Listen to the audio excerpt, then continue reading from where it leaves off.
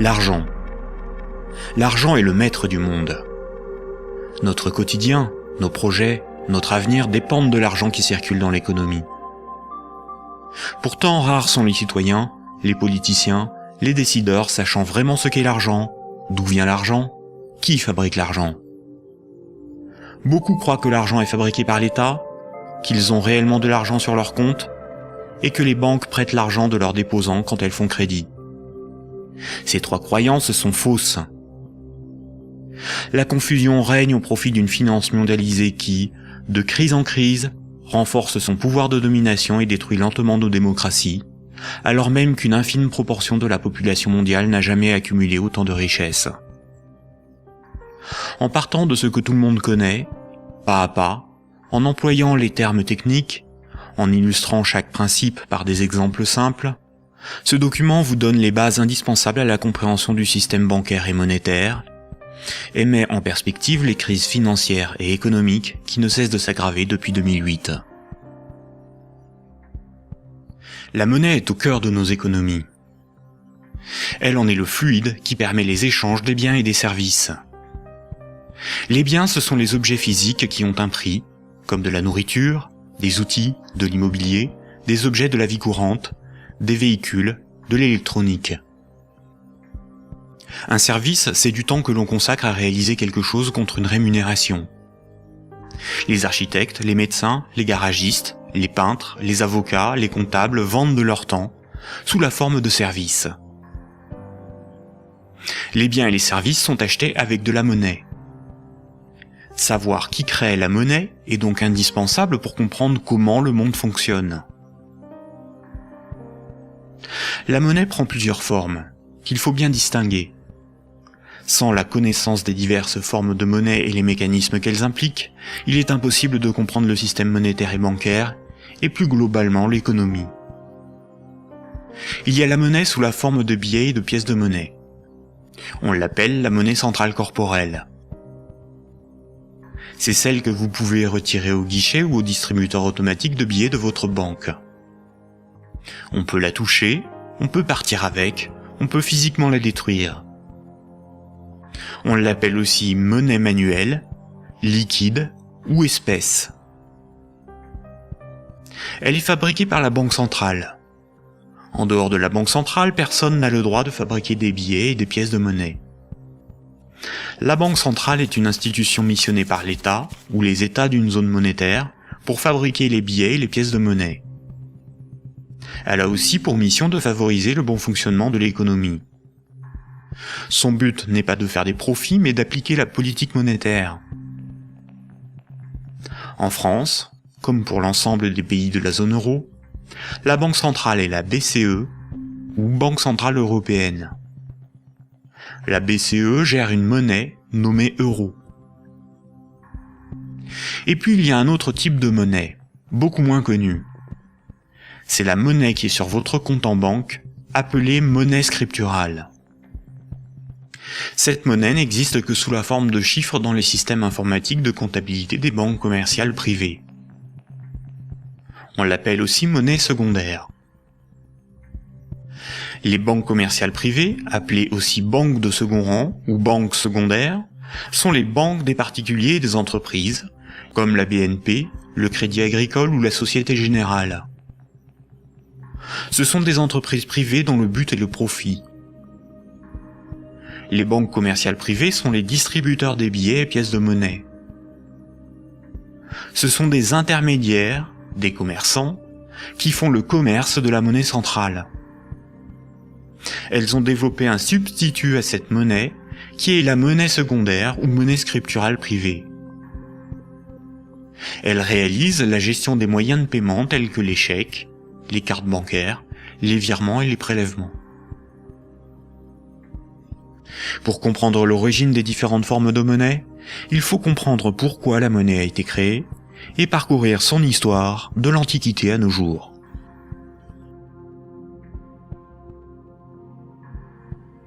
L'histoire de la monnaie s'étale sur des milliers d'années. La plupart des gens pensent que la monnaie remplace le troc. Le troc est le fait d'échanger un bien contre un autre. Par exemple, lorsque Paul et Jacques se rencontrent, Paul voudrait échanger 5 salades contre 10 kilos de pommes de terre. Sauf que si Jacques n'accepte pas de salade en échange de ses pommes de terre, il accepterait quelque chose d'autre, une denrée dont tout le monde a besoin. La monnaie serait apparue spontanément par la sélection de marchandises parmi les plus pratiques et les plus recherchées pour ces échanges immédiats. Dans un premier temps, le riz, l'avoine ou les animaux auraient été utilisés comme monnaie jusqu'à l'apparition de monnaies métalliques, d'or ou d'argent, forme ultime de monnaie. Le crédit ne serait apparu que plus tard, quand de la monnaie fut accumulée pour être prêtée à ceux qui en avaient besoin. Malheureusement, cette hypothèse n'a strictement aucune réalité historique. Les historiens ne cessent de le répéter. Ce n'est pas le troc qui apparut en premier, mais le crédit, c'est-à-dire la comptabilité des dettes, bien avant l'apparition de la monnaie. Le troc n'a pour ainsi dire quasiment jamais existé. Imaginons des paysans de l'Antiquité. Paul produit des salades qu'il récolte au printemps, et Jacques produit des pommes de terre qu'il récolte à l'automne. Jacques va emprunter 5 salades à Paul au printemps. Jacques doit l'équivalent de 5 salades à Paul. Ce n'est qu'à l'automne, 6 mois plus tard, que Jacques va le rembourser en lui donnant 10 kilos de pommes de terre. C'est la confiance qui permet ces échanges différés. On peut dire que Paul et Jacques se font confiance. Ils partagent un même principe moral qui est qu'une dette doit être honorée. Cela leur permet de se faire crédit. Quand Jacques demande des salades à Paul, il se sent redevable envers Paul. Jacques ne sera libre que quand il aura remboursé Paul des jours, des mois, des années plus tard, car il a une dette envers lui. Les hommes pouvaient se prêter des outils, des animaux, s'échanger des biens, mais aussi des services. Au-delà d'un certain volume d'échanges, la parole donnée ne suffit plus à garantir la confiance, il faut consigner par écrit. On invente l'écriture. Alors il faut apprendre à lire, écrire et compter. On invente l'école. Il faut aussi avoir confiance dans la quantité, mesurer ce que l'on échange. On invente les étalons et la métrologie. Enfin, il faut aussi avoir un arbitre en cas de litige. On invente les tribunaux. Les communautés prenaient une unité de compte virtuelle, ou un étalon, pour donner un prix aux biens et aux services qu'ils s'échangeaient. Si 5 salades valaient 10 unités de compte, alors quand Paul donnait 5 salades à Jacques, il lui devait 10 unités de compte. On a retrouvé nombre d'objets servant de registre de dette. Des bâtons, des boules d'argile, des papyrus, des bouts de tissu, des figurines. Parmi les plus anciens registres figurent des centaines de milliers de tablettes d'argile de l'époque sumérienne, où étaient tenus des comptes et consignés des dettes. Ces tablettes étaient gérées par des temples proches des marchés. Personne ne pouvait empêcher les hommes de se faire crédit. Les unités de compte nécessaires à donner un prix à ce qui s'échangeait n'étaient qu'indicatives. Il n'est pas nécessaire de se procurer ou d'acheter des centimètres à chaque fois que l'on mesure ce que l'on prête à autrui. Durant plusieurs milliers d'années, il n'y avait pas de monnaie, juste la comptabilité des dettes des uns et des autres et des communautés entre elles.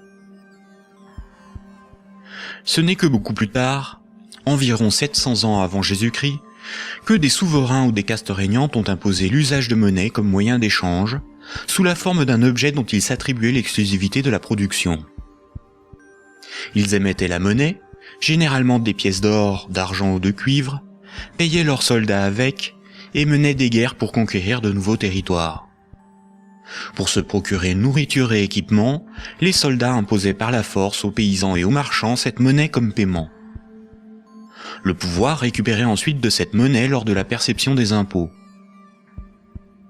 Comme tout le monde devait disposer de monnaie pour payer les impôts, elle devenait rapidement la monnaie officielle. Elle était acceptée comme paiement et elle se diffusait dans la communauté. Le pouvoir pouvait donc acheter nourriture, marchandises et richesses grâce à la monnaie qu'il produisait lui-même. Tant que l'on avait une dette, on n'était pas libre. On risquait de devenir l'esclave de son créancier ou d'être emprisonné si on ne s'acquittait pas de l'impôt. C'est la servitude pour dette. Et c'est pour ça qu'une monnaie employable pour payer une dette ou un impôt a un pouvoir libératoire. La monnaie a donc été créée par des castes régnantes, des souverains, pour extorquer une partie de la production des populations, vivre et s'enrichir sans travailler.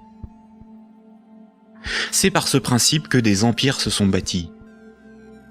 Historiquement, le troc n'était pratiqué que durant les périodes de chaos et de conflits, lorsque la monnaie venait à manquer. Au Moyen Âge, avec le développement du commerce, les métaux précieux comme l'or ou l'argent étaient devenus une monnaie internationale. Il était risqué de posséder et transporter ces métaux précieux. On risquait de se les faire dérober. À partir du XVIIe siècle, les marchands de Londres et de Stockholm commencèrent à confier la garde de leurs métaux précieux aux orfèvres, les négociants en métaux précieux. En échange, les orfèvres leur donnaient un reçu, un certificat de dépôt nominatif qui permettait à son détenteur de récupérer à tout moment son métal précieux.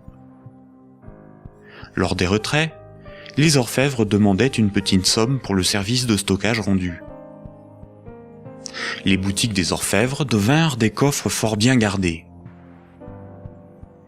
Puis ces certificats sont devenus non nominatifs. Il était simplement inscrit dessus le poids de métal précieux qu'ils représentaient. Les marchands se mirent à se payer non pas en métal précieux, mais avec ces certificats. La monnaie papier était née. Les orfèvres constataient que les marchands laissaient leurs métaux précieux dans leurs coffres. Ils eurent donc l'idée de prêter ces métaux précieux à d'autres marchands pour développer leur commerce.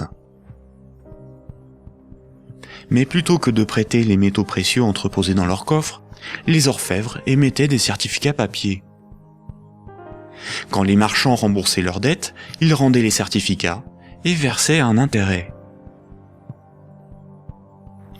Les orfèvres se mirent à imprimer bien plus de certificats que de métaux précieux disponibles dans leurs coffres. Cette pratique leur permit de s'enrichir en multipliant les intérêts perçus. Quand les certificats étaient rendus aux orfèvres, ils étaient détruits. Comme le papier monnaie échangeable contre des métaux précieux était accepté par les marchands comme paiement, les orfèvres pouvaient en imprimer pour leurs propres dépenses et achats.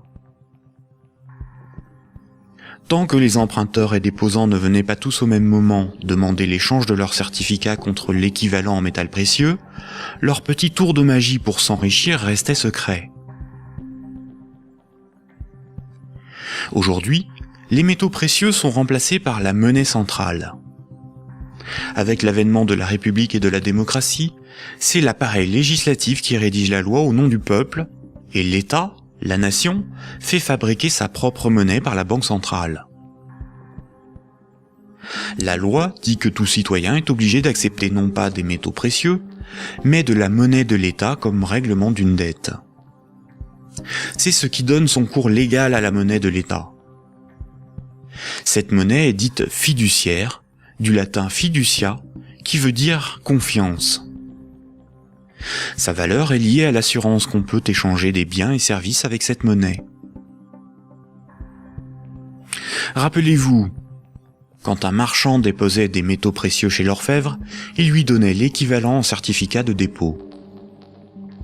Plus tard, le marchand pouvait retourner chez l'orfèvre et récupérer ses métaux précieux contre ses certificats. Aujourd'hui, quand le client d'une banque dépose des billets sur son compte, la banque le crédite.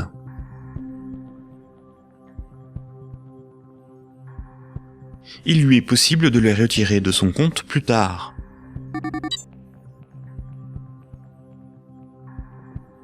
La monnaie secondaire, ou monnaie scripturale privée, est l'équivalent des certificats de dépôt des orfèvres. Tout comme le certificat de l'orfèvre est une reconnaissance de dette de l'orfèvre envers le marchand, un compte bancaire est une dette en monnaie centrale de la banque envers son client.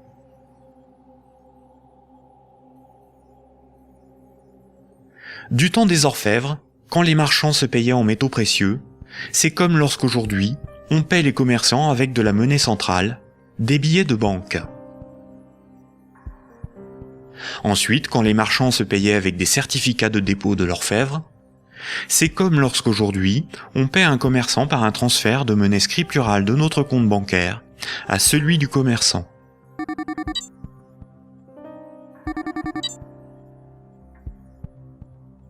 Rappelez-vous aussi que quand l'orfèvre faisait crédit, qu'il prêtait des métaux précieux, il émettait bien plus de certificats de dépôt que de métaux précieux disponibles dans ses coffres.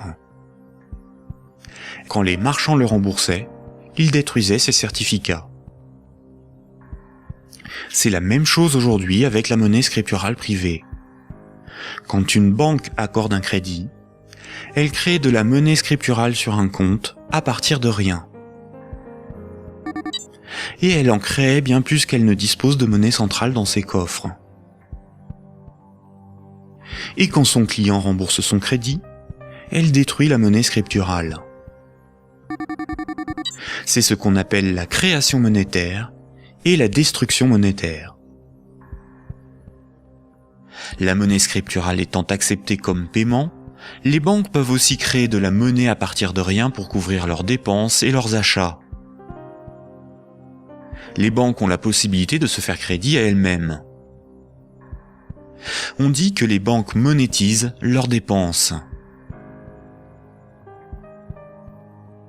La monnaie centrale donne l'illusion au peuple que c'est l'État qui émet la monnaie, alors qu'en réalité, ce sont les banques commerciales privées qui ont ce privilège. Sans création monétaire par le crédit par les banques commerciales, il n'y aurait quasiment pas de monnaie en circulation. Les banques et les États sont comme les deux faces d'une même pièce. En effet, il faut d'abord que de la monnaie ait été créée par le crédit bancaire pour que l'État puisse en prélever par les impôts et les taxes. Et les banques ont besoin des États pour établir une législation protégeant ce privilège et faire appliquer cette législation par la justice et les forces de l'ordre. Nous allons détailler maintenant ces mécanismes bancaires et leurs nombreuses conséquences. Tout le monde a un compte en banque. C'est plus sûr et c'est plus simple que d'avoir chez soi une caisse remplie de billets de banque. Beaucoup de gens s'imaginent qu'un compte en banque est une boîte dans laquelle sont rangés des billets de banque. En réalité, la banque a une réserve unique de billets de banque et les comptes en banque n'ont aucune réalité physique. Ce sont juste des chiffres dans la comptabilité de la banque commerciale, ce sont des unités de compte. Lorsque vous allez au distributeur de billets, votre banque prend dans son stock de billets le montant que vous voulez retirer sur votre compte et vous les donne. Elle retranche ce montant à votre compte. Ainsi, vous avez le sentiment de prendre des billets sur votre compte en banque, alors qu'en réalité, la banque convertit des chiffres en monnaie centrale corporelle, c'est-à-dire en billets de banque, la monnaie de l'État. À l'inverse, quand vous déposez des billets sur votre compte, la banque les prend et les met dans son stock de billets et augmente le chiffre de votre compte. Votre compte ne représente pas un petit tas de billets de banque, mais seulement un chiffre dans un ordinateur. Vous ne retirez que très rarement l'ensemble de ce qui est sur votre compte. Vous retirez juste ce qu'il vous faut pour faire vos petits achats dans les commerces. Tout le reste, vous le laissez sur votre compte. Et le commerçant qui reçoit vos billets comme paiement les dépose lui aussi sur son compte. De ce fait, tout le monde a plus d'unités de compte sous la forme d'un chiffre dans la comptabilité d'une banque privée que de billets de banque dans ses poches ou chez lui. La somme des unités de compte qui correspond au crédit de votre compte s'appelle un dépôt.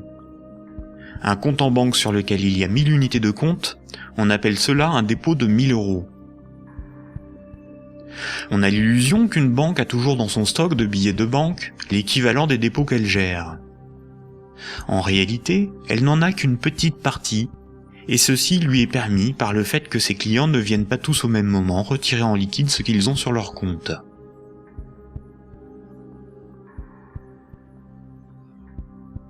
En Europe, la monnaie centrale est la monnaie qui a cours légal. C'est la monnaie officielle des États de la zone euro, dont l'État français. C'est la monnaie exigée par l'État pour le paiement des impôts et des taxes. La loi oblige les citoyens à accepter les billets de banque comme moyen de paiement, et elle sanctionne sévèrement ceux qui fabriquent de faux billets.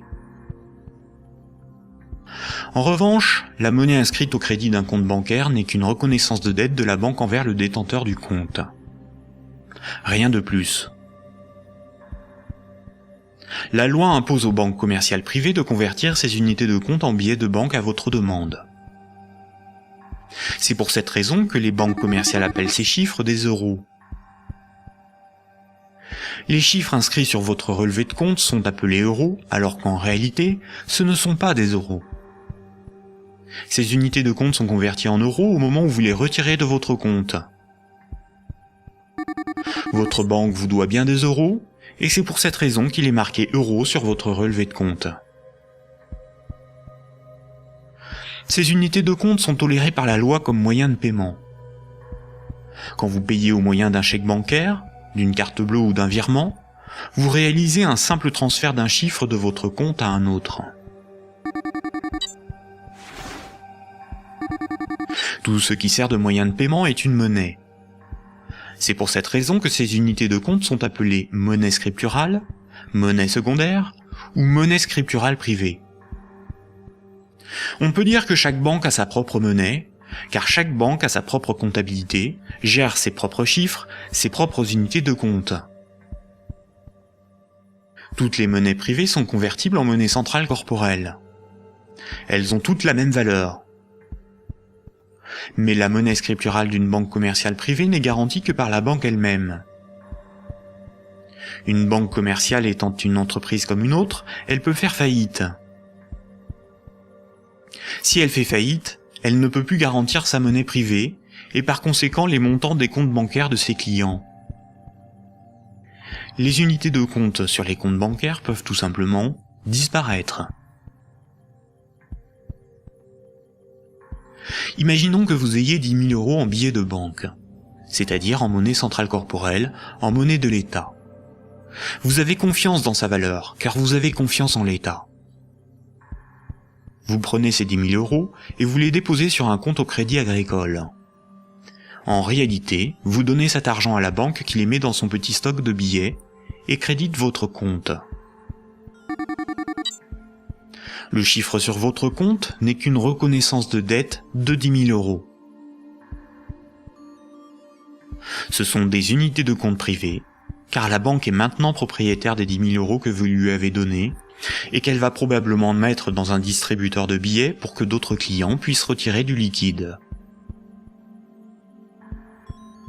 La loi dit simplement qu'à votre demande, à tout moment, la banque est tenue de convertir les 10 000 unités de compte en billets de banque. Et ce que vous ne savez pas, c'est que la banque n'a qu'une petite partie des montants des comptes de ses clients sous la forme de billets de banque. Gardez à l'esprit que moins de 7% de la totalité de la monnaie en circulation est sous la forme de billets et de pièces de monnaie qui ont cours légal. Ce que vous avez sur votre compte, ce n'est qu'une promesse de remboursement en euros, et non de véritables euros.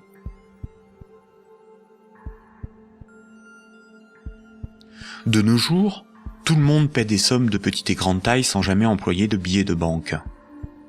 La carte bancaire, la carte de crédit, les chèques bancaires, les prélèvements automatiques et les virements forment l'essentiel des procédés de paiement. Quand un client d'une banque veut transférer de l'argent à un autre client de la même banque pour le payer, que ce soit des entreprises ou des particuliers, la banque ne réalise qu'une manipulation de chiffres. Elle retranche au compte du client la somme à verser et l'ajoute au compte du destinataire.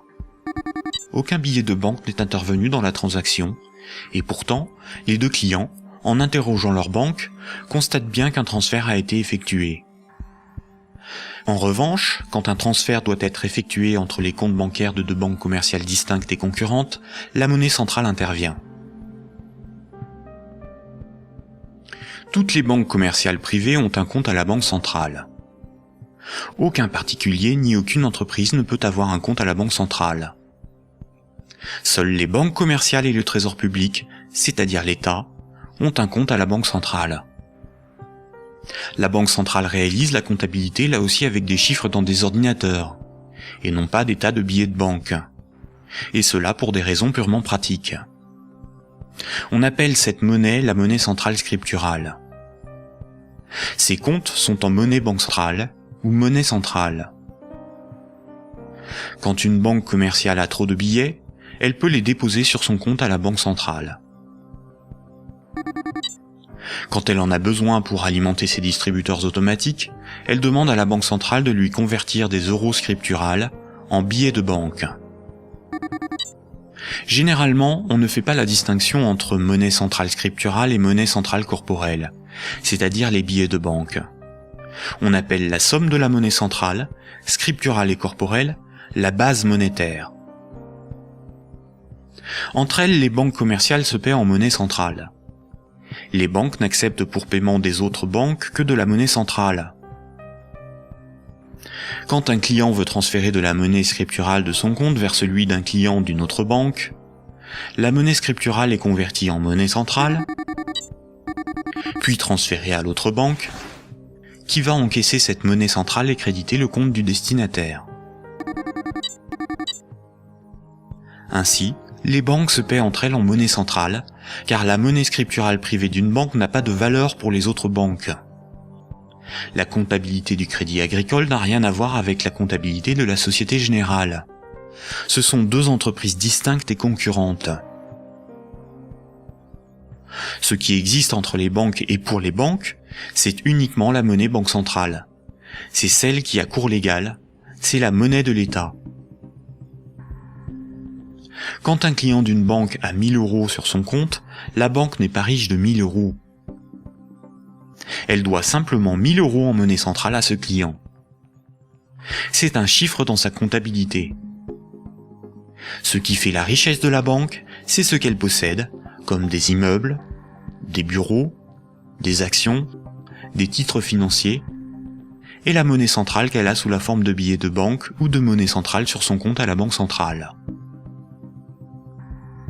En revanche, à tout moment, la banque peut devoir s'appauvrir de 1000 euros si ce client les transfère sur un compte d'une autre banque, car cette autre banque veut être payée en monnaie centrale.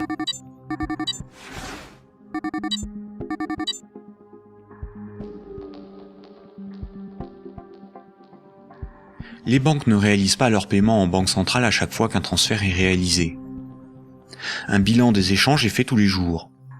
On appelle cela la compensation. Cette compensation est calculée par une chambre de compensation. Une chambre de compensation gère un système informatique enregistrant un très grand nombre de comptes en banque et de transactions, afin de faire le bilan des échanges entre les organismes financiers, dont les banques. La chambre de compensation la plus connue est Clearstream, à cause de l'affaire politico-financière qui porte son nom. Imaginons deux banques. Un client de la première banque paie 10 euros à un client de la seconde. Un client de la seconde paie 15 euros à un client de la première. À la fin de la journée, la compensation calcule un différentiel de 5 euros au profit de la première banque. Le paiement peut se faire directement par virement entre leurs comptes à la banque centrale. Quand une banque voit son compte débité à cause d'une compensation ou par un retrait au guichet par un client, on appelle cela une fuite. Elle s'appauvrit, car sa monnaie centrale fait partie de ses richesses. Imaginons une banque qui a 4 déposants qui ont chacun 25 000 unités de compte. On peut dire que la banque doit 100 000 euros à ses clients. Imaginons que cette banque a 10 000 euros sur son compte à la banque centrale. La banque est incapable de couvrir la fuite du montant total des comptes de ses clients. Elle est potentiellement en faillite, car 90 000 unités de compte de ses clients ne sont pas couverts par de la monnaie centrale. Seuls 10 000 euros en billets peuvent être versés à l'ensemble de ses clients. C'est le principe de la couverture partielle des dépôts, appelé système à réserve fractionnaire. Si la totalité de ses clients viennent tous au même moment pour retirer leur argent, la banque fait immédiatement faillite. Quand tous les clients d'une banque viennent retirer tout leur argent, c'est ce que l'on appelle un bank run. Face à cette situation, les autorités ont mis en place un fonds en monnaie centrale en cas de faillite bancaire, le fonds de garantie des dépôts bancaires.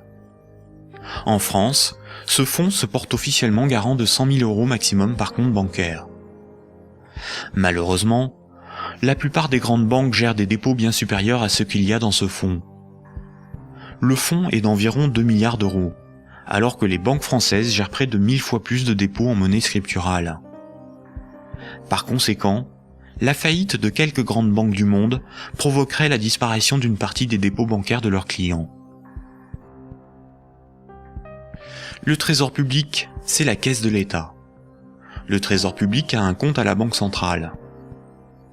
Le Trésor public encaisse toutes les taxes et impôts qui forment les recettes de l'État. Le Trésor public paie toutes les dépenses de l'État. Il paie les fonctionnaires, les investissements de l'État, ses infrastructures, ses frais de fonctionnement, ses fournisseurs. Quand vous payez vos impôts ou des taxes, vous les payez directement au Trésor public. Si un client d'une banque veut payer 1000 € au Trésor public, la banque convertit la monnaie scripturale privée en monnaie banque centrale et transfère cette monnaie centrale sur le compte du Trésor public. Le Trésor public n'accepte pour paiement que la monnaie centrale. Quand le Trésor public paie un de ses fournisseurs, il verse de la monnaie centrale à la banque commerciale privée qui en détient le compte, et celle-ci crédite le compte de l'entreprise bénéficiaire.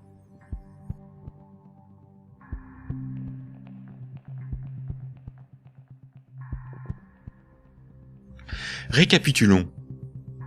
Le système monétaire est basé sur deux espaces monétaires distincts et isolés. L'espace de la monnaie centrale et l'espace de la monnaie scripturale privée. La monnaie centrale, c'est la monnaie de l'État. La monnaie centrale sert aux banques et au Trésor public pour se payer. La monnaie scripturale privée, ou monnaie secondaire, c'est la monnaie gérée par les banques commerciales privées. Les particuliers et les entreprises utilisent principalement cette monnaie. Quand un citoyen reçoit son salaire, c'est par transfert de monnaie scripturale privée. Sur son relevé de compte, il voit marqué euros, alors que ces euros n'existent pas. Le chiffre au crédit de son compte est une promesse de remboursement en euros. Or, si une banque fait faillite, elle ne peut plus honorer sa promesse vis-à-vis de ses clients. En France, les deux premières banques gèrent plus de la moitié des dépôts bancaires.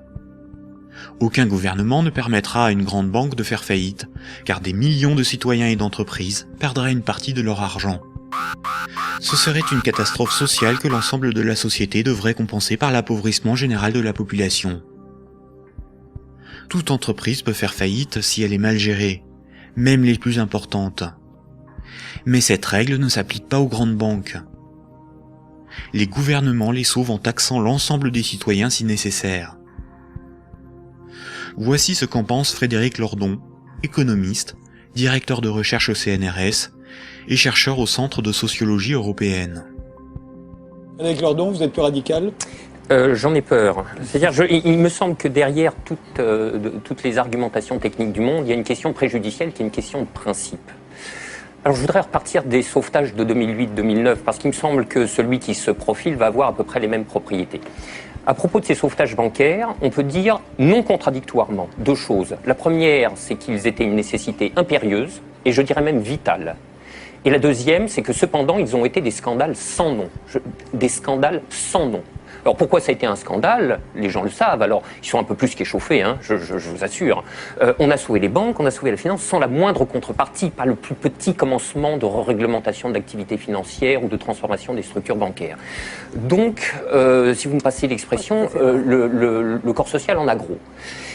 Mais pour autant, il était une nécessité impérieuse de les sauver, pour une raison extrêmement simple, c'est que il faut que les gens essayent de se figurer l'ampleur des dévastations économiques et sociales qui suivent de la matérialisation d'un risque systémique. Ça, c'est dans le cadre de cette hypothèse que je me situe. On pourra peut-être y revenir tout à l'heure. C'est-à-dire l'effondrement total de toutes les banques.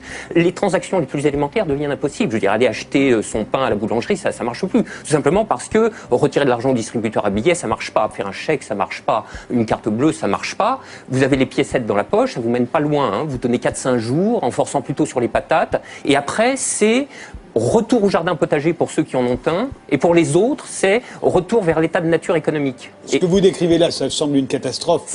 Oui, c'est la catastrophe ultime si les banques ne sont pas sauvées et qu'elles tombent toutes ensemble. Ça pourrait se produire d'après vous, ça? Alors pour moi, Grèce, oui. si vous voulez, c'est un événement qui est de l'ordre de l'impensable. C'est-à-dire, c'est un chaos social d'une telle ampleur qu'il me semble inconcevable que les États se désintéressent de la chose. Par conséquent, ils sont forcés de venir au secours de la finance, qu'ils le veuillent ou non. Et c'est exactement là que se noue le drame, si vous voulez. C'est dans cette articulation entre la nécessité impérieuse d'une part et le scandale de l'autre. Le corps social est forcé, par pouvoir public interposé, de venir au secours des banques, car si les banques calanchent, c'est le corps social qui calanche dans la semaine qui suit. Et forcément, les intérêts matériels de la population sont si intimement liés à la structure bancaire qu'il est impossible de la laisser crever.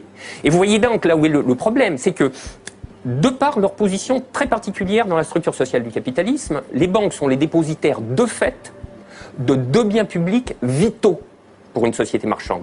Vitaux. Le premier, c'est les encaisses monétaires de la population, les dépôts, les épargnes. Je veux dire, si toutes les banques tombent, ceci s'évapore dans l'instant. Et c'est pas la peine de se gargariser avec le fonds de garantie des dépôts. Ça va si une banque ou deux tombe. Si la totalité s'écroule, le fonds saute comme un bouchon de champagne. Et le deuxième bien public vital, c'est l'intégrité du système des paiements. Et c'est parce que les banques ont capté ces biens publics qu'elles peuvent contraindre l'État, les corps sociaux à leur venir en aide. C'est quoi l'intégrité du système des paiements? C'est le fait que les banques sont les teneurs de compte, qu'elles les mouvementent, qu'elles les débitent, qu'elles les créditent, donc elles sont les opératrices. Absolument. C'est pas qu'elles les garantissent, c'est qu'elles opèrent très concrètement et très basiquement les transactions élémentaires. La gestion des moyens de paiement. Et exactement. Bon, alors, si vous voulez, là, il y a une situation de fait que les économistes appellent dans leur langage fleuri l'aléa moral, mais dont le vrai nom est prise d'otage. Et celle-là, elle est colossale. Si vous voulez, chaque fois qu'il y a un mouvement social dans les transports ou le ramassage des ordures, on vous bassine avec la prise d'otage des syndicats. Mais ça, c'est une prise d'otage, mais cosmique. C'est énorme. Personne n'en parle jamais. Donc, la question de principe est la suivante. Derrière la question du sauvetage des banques et derrière la question des banques tout court, le corps social doit se poser la question de savoir s'il continue de tolérer que ces biens publics vitaux soient ainsi remis à des intérêts privés, et spécialement à des intérêts privés aussi mal éclairés que ceux de la finance quand elle est mouillée jusqu'aux sourcils dans les marchés de capitaux. Bon, je trouve que poser la question, c'est y répondre. Et si on ne répond pas non, cette obligation de venir à la rescousse des banques se reposera éternellement. D'où ma conclusion. Il faut envisager la déprivatisation intégrale du secteur bancaire. La nationalisation. Alors, la nationalisation...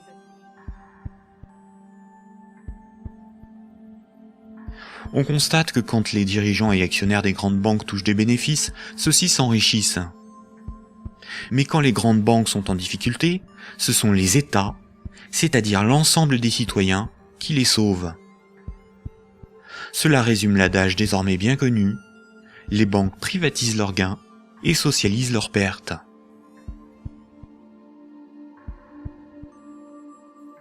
Pour bien comprendre le mécanisme de création monétaire, nous devons savoir ce qu'est un actif. Imaginons que Paul possède une moto, des vêtements, une télévision, un ordinateur et 200 € sur lui en billets de banque. Tout ceci représente ses actifs, car les actifs c'est ce que l'on possède. Les 200 € qu'il a sur lui sont ses actifs financiers. Maintenant, Jacques emprunte à Paul 100 €. En lui empruntant cette somme, Jacques signe une reconnaissance de dette l'engageant à rembourser Paul dans un mois. Les actifs financiers de Paul restent de 200 €, car il possède encore 100 € en billets, ainsi que la reconnaissance de dette de Jacques d'une valeur de 100 €. Cette reconnaissance de dette va à ses actifs, car il s'agit de quelque chose qu'il possède. Paul a ce qu'on appelle une créance sur Jacques. Jacques est débiteur de Paul. En cas de litige, si Jacques ne rembourse pas Paul, la justice pourra intervenir pour forcer Jacques à respecter ce contrat.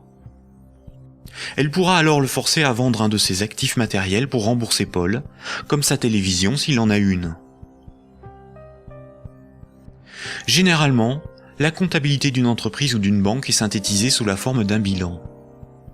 Un bilan comptable est une synthèse permettant de représenter ce que l'entreprise possède, ses actifs, et ce qui lui appartient pas ou ce qu'elle doit, son passif. La différence entre son actif et son passif représente son résultat. On peut aussi l'appliquer à un particulier. Voici à quoi ressemblerait le bilan de Paul. Dans les actifs de Paul figurent ses actifs financiers, constitués de ses billets de banque et de la dette de Jacques, ainsi que ses actifs matériels, constitués de sa télévision, son ordinateur, sa moto, dont la valeur de revente à date est estimée de 1 000 €. Pour notre démonstration, nous ne garderons que les actifs financiers. Son bilan financier est positif de 200 €. Le bilan de Jacques, qui n'avait aucun actif, est celui-ci. Jacques possède 100 € en billets, mais doit aussi 100 € à Paul. Le passif, c'est ce qu'on doit. Son bilan est donc nul, car son passif annule son actif.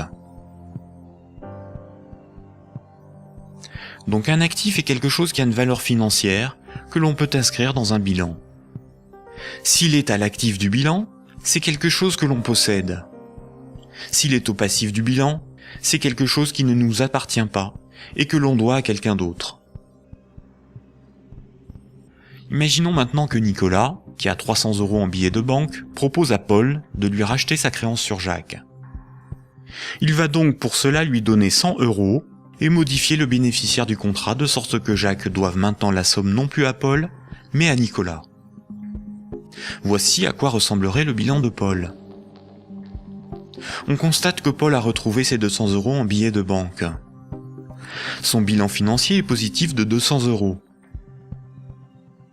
Le bilan de Jacques, qui n'avait aucun actif, n'a pas changé. Son bilan est toujours nul. Le bilan de Nicolas, qui avait 300 € d'actifs, est maintenant celui-ci.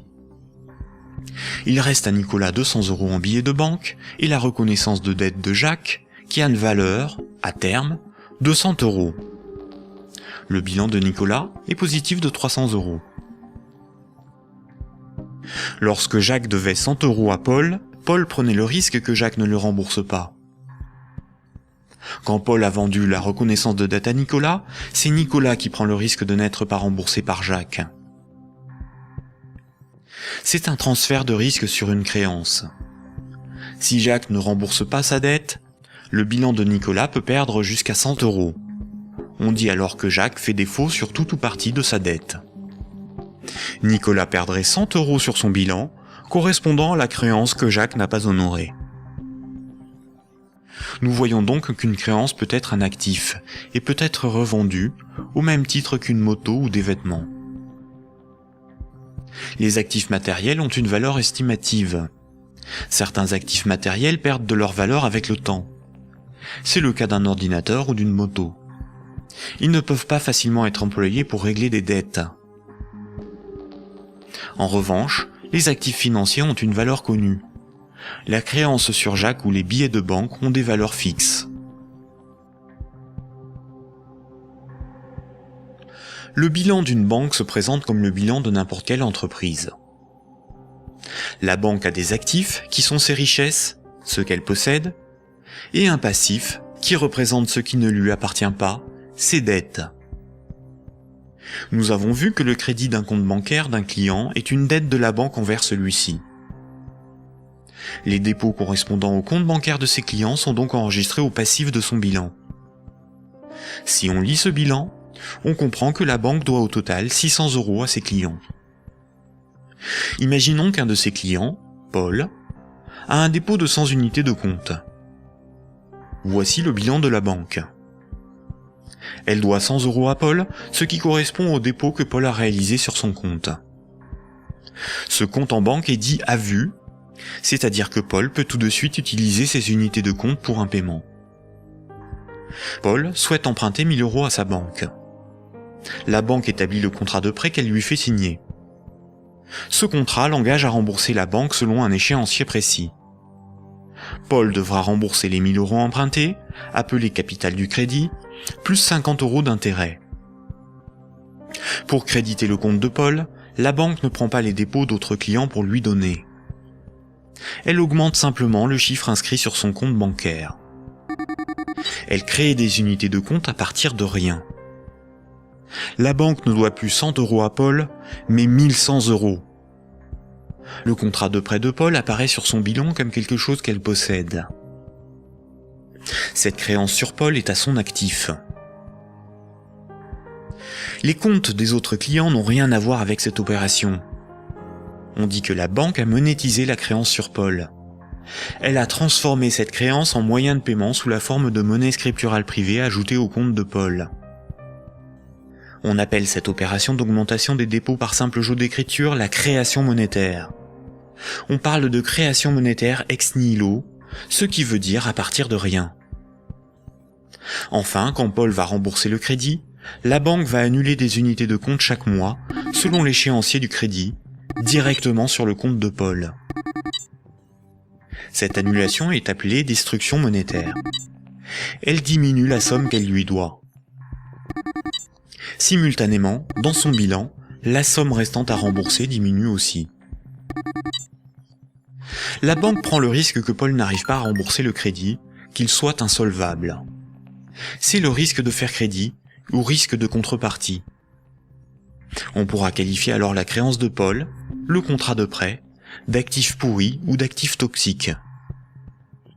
Cette opération de création de moyens de paiement artificiels, tout comme sa destruction progressive lors du remboursement, est difficilement compréhensible pour la plupart des gens, y compris pour ceux qui travaillent dans les banques, même à haut niveau. Il est pourtant évident que quand une banque accorde un prêt, aucun de ses clients ne voit son compte diminuer ne serait-ce que d'1 €. Ce mécanisme est très mal compris et les médias perpétuent, par ignorance, le mensonge selon lequel les banques doivent collecter des dépôts pour pouvoir prêter de l'argent. Pourtant, ce mécanisme est parfaitement décrit dans les manuels d'économie. Vous pouvez par exemple télécharger un petit fascicule intitulé « La monnaie et nous », édité par la Banque de France en 2009, expliquant la création monétaire par les banques commerciales privées.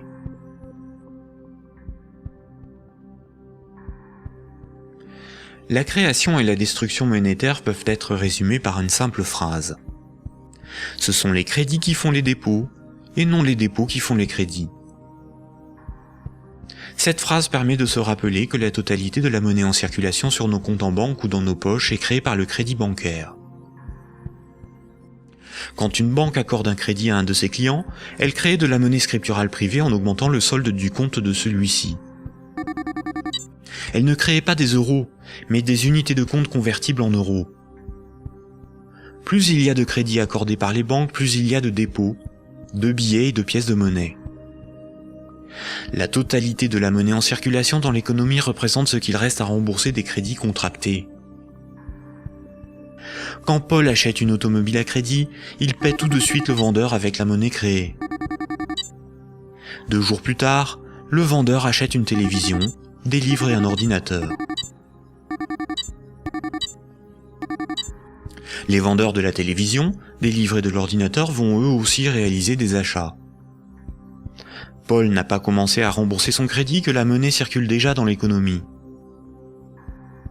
Le nombre de fois dans une année qu'une unité de compte va servir de paiement est appelé vitesse de circulation de la monnaie ou vélocité de la monnaie.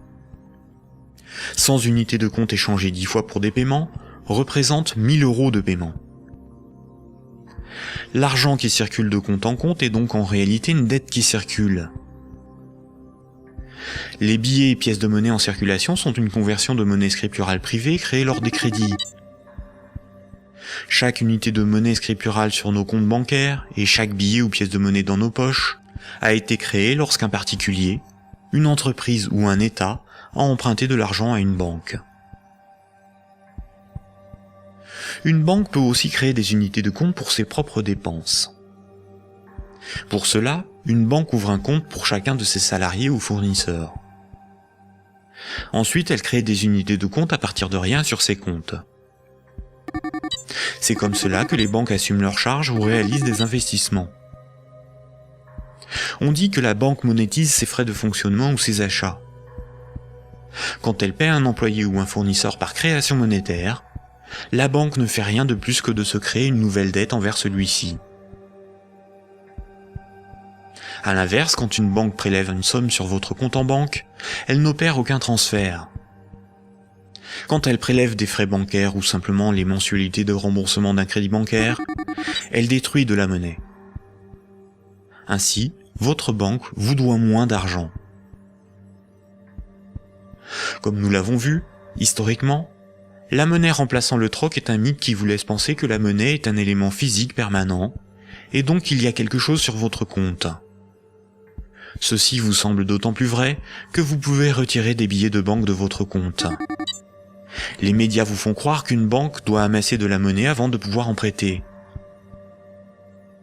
Mais en réalité, les banques ne prêtent pas l'argent des autres clients, puisque ce sont elles qui le fabriquent lors des crédits et qui le détruisent lors du remboursement des crédits. Un crédit n'est en rien un prêt ou un emprunt. Il s'agit en réalité d'une création monétaire temporaire ou d'une location de moyens de paiement. Récapitulons.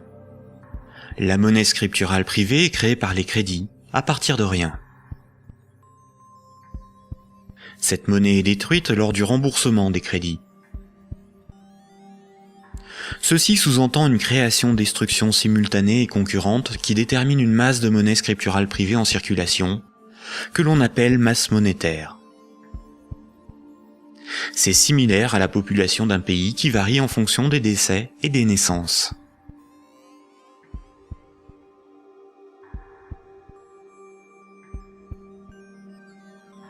Trois citoyens et un banquier échouent sur une île déserte au beau milieu de l'océan.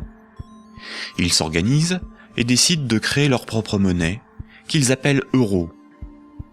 Le banquier fonde l'unique banque commerciale privée de l'île. Comme cette banque est nouvelle, les trois citoyens n'ont rien sur leur compte. Ils ne peuvent pas s'échanger et se vendre ce qu'ils produisent. Ils ont bien des marchandises à se vendre, mais aucune monnaie pour les payer. Pour disposer de moyens de paiement, chaque citoyen va faire un crédit de 10 €, remboursable en 11 mois. Chaque citoyen devra rembourser 10 € de capital, plus 1 € d'intérêt. Lorsque le banquier leur accorde le crédit, il crée 10 € à partir de rien sur chaque compte. Le premier mois, la masse monétaire est de 30 €. Les citoyens disposent de monnaie pour s'échanger ce qu'ils produisent. À la fin du premier mois, les citoyens commencent à rembourser leur crédit. Le banquier prélève 1 € d'intérêt, qu'il utilise pour acheter des marchandises aux citoyens. La masse monétaire reste de 30 €. À l'issue du deuxième mois, le banquier efface 1 € du compte de chaque citoyen. Il reste 27 € en circulation. À l'issue du troisième mois, le banquier efface à nouveau 1 € du compte de chaque citoyen. Il reste 24 € en circulation. De mois en mois, la situation devient un peu plus compliquée, car la masse monétaire ne cesse de baisser. Les citoyens se retrouvent en concurrence pour capter l'argent. À l'issue du 11e mois, après une farouche concurrence entre les trois citoyens pour capter la monnaie restante, leurs comptes sont vides, car tout le monde a remboursé exactement ce qu'il avait emprunté à la banque. Plus rien ne peut être ni acheté ni vendu. C'est la crise économique. Le banquier réunit les citoyens et leur dit : « Pour résoudre cette situation, c'est très simple. Vous n'avez qu'à m'emprunter à nouveau de l'argent. » Les citoyens acceptent. Ils font tous à nouveau un crédit de 10 €. À la fin du premier mois, le banquier prélève 1 € d'intérêt, qu'il garde pour lui car il a tout ce qu'il lui faut. Au fil des mois, le banquier supprime les euros correspondant au remboursement des crédits. Comme les intérêts n'ont pas été dépensés par le banquier, c'est au bout du 10e mois seulement que les comptes des trois citoyens sont vides. Il n'y a plus de monnaie en circulation, et pourtant il manque 3 € pour rembourser la totalité de leur crédit. Le banquier réunit les citoyens et leur dit : Il y a une manière très simple de repousser le moment où vous serez à zéro sur vos comptes. Vous n'avez qu'à m'emprunter régulièrement de l'argent, bien avant que la masse monétaire ne baisse trop et que l'économie ne s'arrête. Et pour compenser les intérêts que je ne dépense pas, il vous suffit de m'emprunter à chaque fois quelques euros de plus. Les citoyens acceptent. Désormais, ils sont en permanence endettés, sinon la monnaie disparaît et l'économie s'arrête. Ils appellent cela la croissance. Mais comme ils sont endettés, ils se mettent à produire toujours plus pour rembourser le banquier, bien au-delà de leurs besoins réels. Ils ne produisent pas pour avoir de quoi se vêtir, se nourrir ou se loger. Ils produisent pour avoir l'argent nécessaire pour rembourser leur crédit. L'argent est devenu le moteur de leur vie, et non ce dont ils ont besoin pour vivre. Ce système permet au banquier de ne rien produire. Il passe son temps à gérer ses comptes, à créer de la monnaie puis à la détruire. Avec la monnaie qu'il fabrique, il achète ce dont il a besoin aux citoyens. Rapidement, les ressources naturelles de l'île viennent à manquer. Il n'y a plus de bois, plus de gibier, plus d'eau, plus de terre pour produire toujours plus. La croissance a épuisé les ressources naturelles et détruit l'environnement. Cette petite histoire met en valeur de réalités tout à fait surprenantes. D'une part, les sommes dues aux banques sont globalement supérieures aux sommes disponibles pour les rembourser. D'autre part, si tout le monde remboursait ses dettes, il n'y aurait quasiment plus de monnaie en circulation dans le monde. Tous les comptes seraient vides, tous les billets et pièces de monnaie disparaîtraient. Le système monétaire fonctionne comme un système pyramidal. Pour payer les crédits en cours de remboursement, il faut que de nouveaux crédits soient accordés. Sinon, la monnaie se raréfie et certains emprunteurs sont dans l'incapacité de rembourser leurs crédits.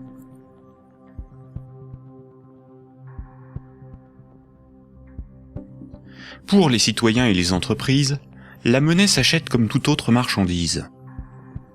Les banques louent la monnaie qu'elles fabriquent, et le prix de cette location est de la monnaie supplémentaire qu'elles sont les seules à fabriquer. Observons l'évolution de la masse monétaire dans la zone euro. Ce qui apparaît tout de suite, c'est son évolution exponentielle. La masse monétaire est composée de ce qu'on appelle des agrégats monétaires, nommés M1, M2 et M3. En orange, c'est la monnaie circulante. C'est la monnaie qui est sur les comptes à vue, utilisée pour des paiements, ainsi que la monnaie sous la forme de billets et de pièces de monnaie. Les comptes à vue servent à l'économie réelle. C'est là que sont versés les salaires, réalisés les paiements avec les cartes bancaires, les chèques, les virements, pour les échanges de biens et de services. C'est la monnaie qui sert l'économie réelle. En vert, ce sont les dépôts dits à terme, ou comptes à terme. Ce sont des comptes d'épargne rémunérés, des comptes à préavis, des livrets comme le livret A, certains placements financiers, où une partie de la monnaie scripturale est bloquée par les particuliers pour un certain temps. C'est de l'argent qui fait un peu d'argent. En violet, ce sont les placements à long terme, plutôt destinés aux entreprises. Les comptes à terme et les placements bloquent la monnaie. Cette monnaie n'est plus disponible pour réaliser des paiements, elle ne sert plus l'économie réelle. La masse de la monnaie qui circule, en orange, diminue quand les crédits sont remboursés par destruction monétaire. Elle diminue aussi quand de la monnaie est épargnée et passe d'un compte à vue à un compte à terme rémunéré, ou qu'elle est bloquée dans des placements à long terme. Par ailleurs, les banques ou des organismes spécialisés comme Sofinco ou Cetelem proposent de prêter de la monnaie scripturale privée existante contre intérêt. Ce sont de véritables prêts de dépôt bancaire, sans création monétaire. Ils représentent environ 40% des prêts de monnaie. L'industrie financière permet ainsi à de riches épargnants de ne plus travailler du tout. Ces épargnants peuvent ponctionner sur la masse monétaire circulante de la monnaie que les moins riches et les entreprises produisent par le crédit. Leur capital augmente progressivement en capturant de la monnaie créée par le crédit. La baisse de la masse monétaire circulante oblige les particuliers et les entreprises à emprunter perpétuellement pour la compenser. Quand un client d'une banque obtient un crédit, la nouvelle monnaie se retrouve sur un compte à vue. Elle est dépensée pour des achats et va voyager de compte en compte au fil des paiements, jusqu'au moment où elle servira au remboursement d'un crédit et sera détruite. Si la destruction monétaire est plus importante que la création monétaire, il s'ensuit une contraction de la masse monétaire. L'économie est en danger. La consommation baisse, cela provoque des faillites, certains doivent vendre de leurs richesses pour se procurer de l'argent, et il devient plus difficile de rembourser les crédits. Et si les emprunteurs n'arrivent plus à rembourser leurs crédits, ce sont les banques qui se retrouvent en difficulté. Les économistes et les politiciens sont condamnés à appeler de leur vœu la relance de la consommation pour assurer une demande de crédit perpétuelle. Car sans crédit, la monnaie disparaît. Rappelez-vous, tous les jours, la compensation calcule ce que les banques commerciales privées se doivent. Les banques règlent leurs dettes en monnaie centrale. Quand une banque se procure de la monnaie centrale, on appelle cela le refinancement. Elles ont plusieurs possibilités. Elles peuvent demander à la banque centrale un crédit en monnaie centrale. Pour cela, elles déposent des titres financiers en garantie, par exemple des obligations d'État, et la banque centrale crédite leur compte. C'est à ce moment-là que la monnaie centrale est créée. Le taux d'intérêt qu'applique la banque centrale lors de ces crédits est appelé taux directeur. Cette monnaie centrale peut être convertie en billets de banque. Mais la plupart du temps, les banques commerciales privées se prêtent entre elles de la monnaie centrale ou se font crédit. Elles peuvent pour cela se faire confiance ou se donner là aussi des titres financiers comme garantie. C'est ce qu'on appelle le marché interbancaire. Comme toutes les banques se font crédit, se prêtent de la monnaie centrale ou des titres financiers, cela fait qu'elles sont toutes liées les unes aux autres. Si une grande banque fait faillite et qu'elle ne rembourse pas ce qu'elle avait emprunté aux autres banques, ce sont toutes les autres banques qui font faillite par effet domino. En 2008, les dérives du système financier ont provoqué une crise de liquidité dans le système bancaire. La crise de liquidité fait que les banques n'arrivent plus à régler leurs dettes, à se procurer de la monnaie centrale ou à se faire crédit. Les banques ont alors cessé d'accorder des crédits. L'évolution normale de la masse monétaire aurait dû être celle-ci. Malheureusement, la crise bancaire a stoppé la progression de la masse monétaire et s'est transformée en crise économique. Les États ont dû sauver les banques de la faillite. Mais le véritable coût de la crise financière est l'explosion de la dette des États pour éviter une aggravation de la crise, des milliers de faillites d'entreprises, des millions de nouveaux chômeurs. À l'avenir, une partie des dépôts bancaires pourrait être supprimée pour sauver les banques. Ainsi, les banques doivent moins d'argent à leurs clients, ce qui équilibre leur bilan. C'est ce qui s'est passé à Chypre en 2013. À partir de 2009, certaines banques centrales ont créé et donné des milliards en monnaie centrale aux banques commerciales pour faciliter le règlement de leurs dettes et ainsi leur éviter la faillite et relancer le crédit. C'est ce qu'on appelle des politiques d'assouplissement quantitatif ou quantitative easing. Cette monnaie centrale nouvelle pourrait être représentée sur ce graphique en tant que M0, appelée aussi base monétaire. Plutôt que d'accorder des crédits aux entreprises et aux particuliers avec une rentabilité incertaine, les banques commerciales privées ont utilisé cette monnaie centrale pour spéculer et acheter de la dette souveraine. Ainsi, d'une manière totalement artificielle, les bourses n'ont cessé de monter, la finance de s'enrichir et les États de s'endetter. Puisque pour rembourser les crédits passés, il faut que de nouveaux crédits soient accordés, on comprend mieux pourquoi les politiques d'austérité et de désendettement sont un suicide économique. Le crédit permet aux particuliers et aux entreprises d'acquérir des biens réels et à l'économie de se développer. La masse monétaire augmente. Une politique d'austérité provoque une contraction de la masse monétaire, condamnant à la faillite certains emprunteurs, qu'ils soient des particuliers, des entreprises ou des États. Les banques de ces emprunteurs peuvent saisir leurs maisons, leurs machines, leurs stocks. Les États doivent privatiser les services publics pour rembourser les marchés financiers. La baisse de la masse monétaire provoque la rareté de la monnaie, et cette rareté provoque in fine des transferts de richesses réelles des débiteurs vers la minorité des créanciers, notamment les banques. C'est similaire au processus organisé par l'Occident vis-à-vis des pays en voie de développement. On endette ces pays pour qu'ils nous achètent des infrastructures, des machines, des moyens de production, via des prêts du FMI et de la Banque mondiale.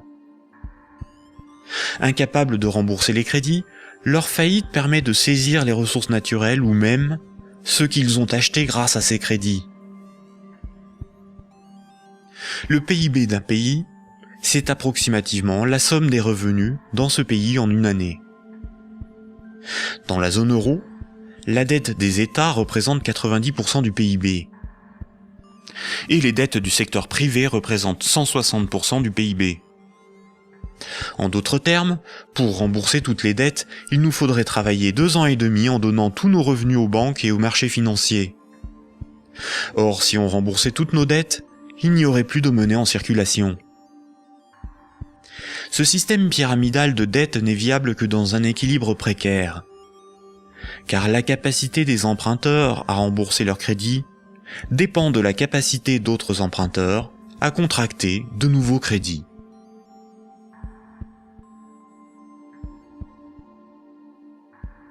La fructification du capital, ou ce qu'on appelle l'usure, est le fait de toucher des intérêts sur de l'argent que l'on a et que l'on prête. Imaginons un pays où 10 citoyens ont tous 10 euros. Si l'un d'eux prête ces 10 euros avec 10% d'intérêt, il va lui être remboursé 11 euros. S'il le fait 10 fois, les autres citoyens de ce pays auront perdu chacun 1 euro. S'il le fait 90 fois, il possédera les 9/10 des richesses du pays sans avoir travaillé. C'est son capital qui travaille, pas lui. C'est déjà une situation moralement difficile à justifier. Si l'usure permet aux riches de concentrer de la monnaie, les banques ont le privilège de la création de cette monnaie. Quand une banque veut acheter un immeuble, elle crée la monnaie nécessaire à l'acheter. Pour pouvoir créer de la monnaie, une banque doit simplement veiller à ce que ses actifs, ce qu'elle possède, lui permettent de payer les autres banques. Si les banques peuvent créer de la monnaie à partir de rien pour leurs achats, les entreprises, les particuliers et les États doivent d'abord en épargner, ou bien demander à une banque de lui en louer par un crédit. Voici ce que Maurice Allais, prix Nobel d'économie en 1988, disait de la création monétaire ex nihilo. Dans son essence, la création de monnaie ex nihilo actuelle par le système bancaire est identique, je n'hésite pas à le dire pour bien faire comprendre ce qui est réellement en cause, à la création de monnaie par les faux monnayeurs, si justement condamnée par la loi. Concrètement, elle aboutit au même résultat. La différence est que ceux qui en profitent sont différents et autorisés à le faire. Les banques sont des entreprises à but lucratif. Elles ont des actionnaires, leur but est l'enrichissement. Par le privilège de la création monétaire, la spéculation et l'usure organisée à l'échelle industrielle, on constate une gigantesque concentration des richesses dans les mains d'un tout petit nombre de personnes. Quand on parle de richesse, il ne faut pas penser à de l'argent, mais à de l'immobilier, des infrastructures, des propriétés, des entreprises, bref, ce qui a réellement de la valeur. Des chercheurs suisses ont extrait d'une base de données de l'OCDE un groupe de 147 entreprises financières qui ont le contrôle des 20 000 plus grandes entreprises du monde. Et un plus petit groupe forme le noyau dur de ces maîtres du monde. Sans surprise, les banques, et plus globalement le monde de la haute finance, notamment anglo-saxonne, contrôle directement ou indirectement la plupart des grandes entreprises du monde. 1% de la population possède 46% du patrimoine mondial. Ce mouvement de concentration des richesses s'est accentué dans les années 70. Le néolibéralisme consacre la loi du marché comme dogme économique. Il prône la libre circulation des capitaux, des marchandises et des personnes à l'échelle mondiale, et une concurrence libre et non faussée. L'efficience des marchés serait l'avenir de l'homme. Dans cette perspective, les États sont des obstacles à la dérégulation financière. Avant les années 70, l'État français pouvait se financer à taux fixe et avantageux par un dispositif appelé le circuit du trésor. La Banque centrale pouvait faire des avances significatives à l'État. À partir des années 70, ce dispositif a été démantelé. Les États ont été obligés de se financer sur les marchés financiers, avec un taux variable en fonction de l'offre et de la demande. Par ailleurs, l'industrie financière organise la fuite des bénéfices et fortunes dans les paradis fiscaux. Pour le seul État français, le manque à gagner sur les recettes fiscales est estimé entre 50 et 80 milliards d'euros chaque année, soit plus que les recettes de l'impôt sur le revenu. En d'autres termes, l'État est contraint d'emprunter aux marchés financiers, c'est-à-dire aux banques et aux clients des banques, ce qu'elle ne leur prend pas sous la forme d'impôts et de taxes, et de leur payer pour cela un intérêt supplémentaire. Sans les intérêts imposés par les marchés financiers, l'État français n'aurait pas dû payer plus de 1500 milliards d'euros d'intérêts en 30 ans. La totalité de l'impôt sur le revenu est consacrée au seul remboursement des intérêts de la dette. Si les financiers prêtent aux États, c'est parce que les États ont le droit de lever autant d'impôts que nécessaire pour les rembourser, et d'utiliser la justice et les forces de l'ordre pour faire payer les contribuables. La création monétaire est aussi appelée planche à billets, même quand il s'agit de monnaie scripturale privée créée par le crédit. C'est un terme péjoratif faisant référence à l'impression de billets de banque par l'État. Ce terme est parfois employé par certains économistes de manière démagogique, pour induire en erreur quant aux responsabilités de la création monétaire et de l'inflation. L'inflation, c'est la hausse générale des prix. Une même baguette de pain vaut 1,30 € en 2013, alors que 10 ans plus tôt, elle valait 50 centimes. L'inflation est due au rapport entre la création monétaire et la création des richesses réelles. Si on crée plus de monnaie que de biens et services à vendre, les prix vont augmenter. La déflation, c'est l'inverse. C'est la baisse générale des prix. Si on crée des biens et services à vendre, et qu'on ne crée pas de monnaie pour les acheter, la monnaie va manquer et les prix vont baisser. L'hyperinflation est une inflation excessive des prix, supérieure à 12 500% par an. Si une baguette de pain vaut 1 € en 2013, s'il y a de l'hyperinflation, elle vaudra au minimum 12,50 € un an plus tard.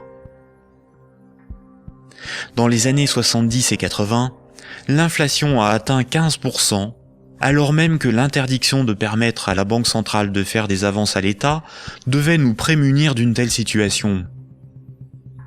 En réalité, interdire à l'État le financement à taux avantageux par sa propre banque centrale était le moyen non pas d'éviter une inflation excessive, mais de transférer une partie des recettes fiscales de l'État aux marchés financiers, c'est-à-dire aux banques et à leurs clients, et d'assurer aux banques commerciales privées le monopole de la création monétaire en supprimant la concurrence de l'État.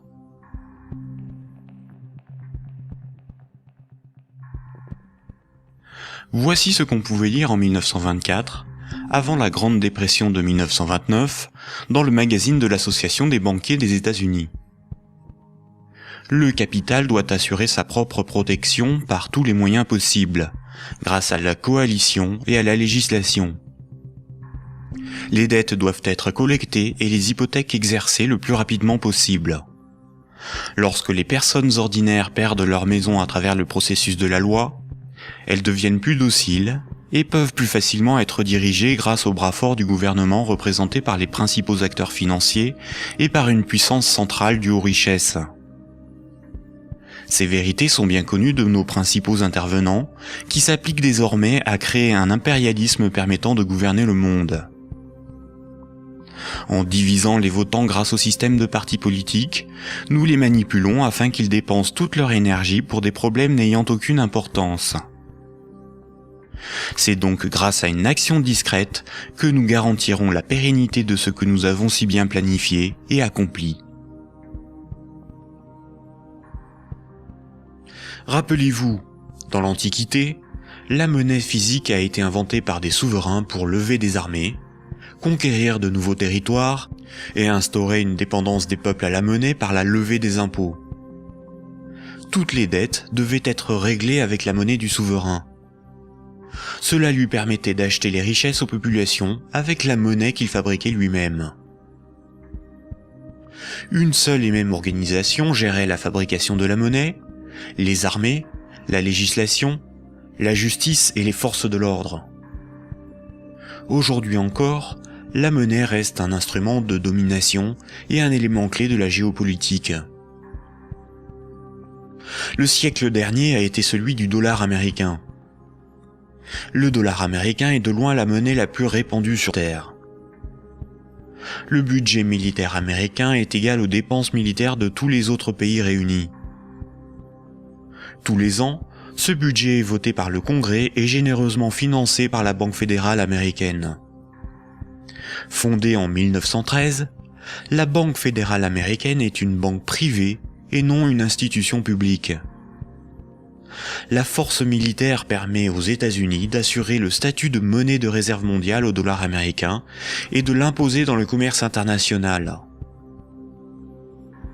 Avant les attentats du 11 septembre 2001, les pays clés indépendants du système monétaire anglo-saxon étaient l'Afghanistan, l'Irak, le Soudan, la Libye, la Syrie, Cuba, la Corée du Nord, la Somalie et l'Iran.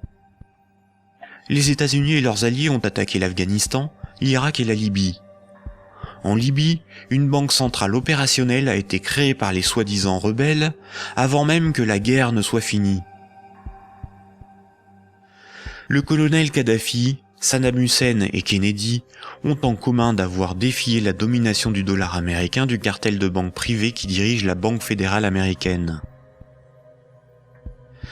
Aujourd'hui, les banques centrales sont indépendantes de tout pouvoir politique et sont coordonnées à l'échelle mondiale par la Banque des banques centrales, la BRI, Banque des règlements internationaux, située à Bâle en Suisse. Ce n'est pas une institution publique, elle n'a aucun mandat. Ses membres ne sont pas élus, et pourtant c'est probablement le cœur du futur gouvernement mondial.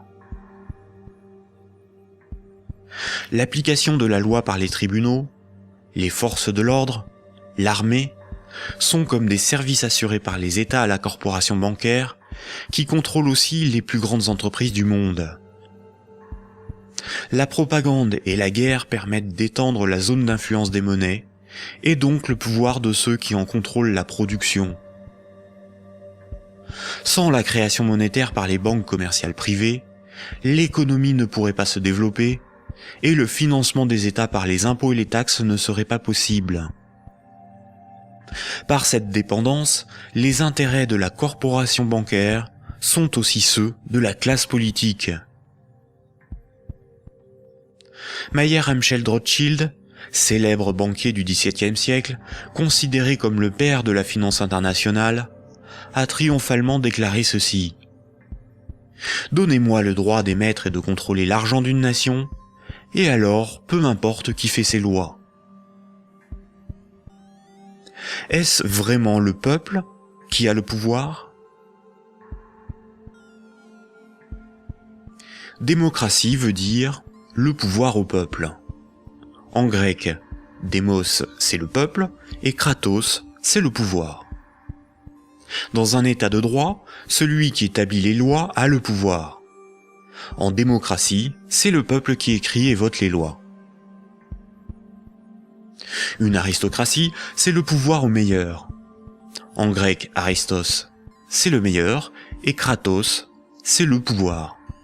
En aristocratie, ce sont les meilleurs qui ont le pouvoir et établissent les lois. Une oligarchie, c'est le pouvoir à un petit nombre. Oligos, c'est un petit nombre. En oligarchie, c'est un petit nombre qui a le pouvoir.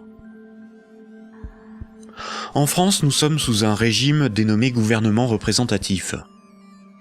Tous les 5 ans, on demande au peuple d'élire ses représentants parmi un groupe d'hommes politiques, dénommé classe politique. Les représentants écrivent et votent les lois, pas le peuple. Nous sommes donc dans une oligarchie. Historiquement, le terme de démocratie pour désigner le gouvernement représentatif a été employé dans les années 1830 pour tromper l'opinion publique et faire croire au peuple qu'il a le pouvoir. Ce mensonge perdure encore de nos jours. Si nous étions en démocratie, nous voterions nous-mêmes les lois, par des votations ou des référendums, et nous pourrions aussi en écrire, en proposer. En France, les représentants du peuple sont des politiciens de carrière, pour beaucoup fonctionnaires et issus de classes supérieures, âgés de 60 ans en moyenne. Ils ne sont en rien représentatifs du peuple français. Une fois les représentants élus parmi l'oligarchie de la classe politique, les électeurs n'ont aucun contrôle sur la politique menée et la législation établie. Les représentants votent selon leurs opinions, leurs intérêts, leur complicité ou leur carrière politique. Ils sont la cible de groupes d'intérêts qui influencent leur vote. Les textes de loi sont dans 9 cas sur 10 rédigés par de hauts fonctionnaires non élus. Donner le pouvoir à un groupe d'hommes issus d'une oligarchie, ce n'est pas avoir le pouvoir, c'est désigner ses maîtres. Les partis politiques, apparus dans les années 1840, étaient un moyen de canaliser l'insatisfaction des électeurs dans des oppositions et des conflits sans conséquences. Car si les lois étaient votées par le peuple, ce qui définit la démocratie, il n'y aurait pas de manifestations, pas de grèves, pas de mécontentement ou de troubles sociaux. Le peuple serait souverain. Durant la Révolution, les riches avaient bien plus à perdre que les pauvres. Voltaire, figure emblématique des Lumières, disait ceci. Un pays bien organisé est celui où le petit nombre fait travailler le grand nombre, est nourri par lui, et le gouverne. Si le pouvoir était donné au peuple, il aurait défendu ses intérêts propres au détriment de la minorité des riches, des notables et des banquiers. Écoutons le philosophe Alain Badiou parler de la démocratie actuelle. Voyez-vous, Alain Badiou, c'est ce que nous avons trouvé de moins mauvais pour choisir nos dirigeants. Oh, la théorie du moins mauvais, ça, vous savez, la théorie du moins mauvais ne peut pas impressionner le philosophe que je suis. Hein.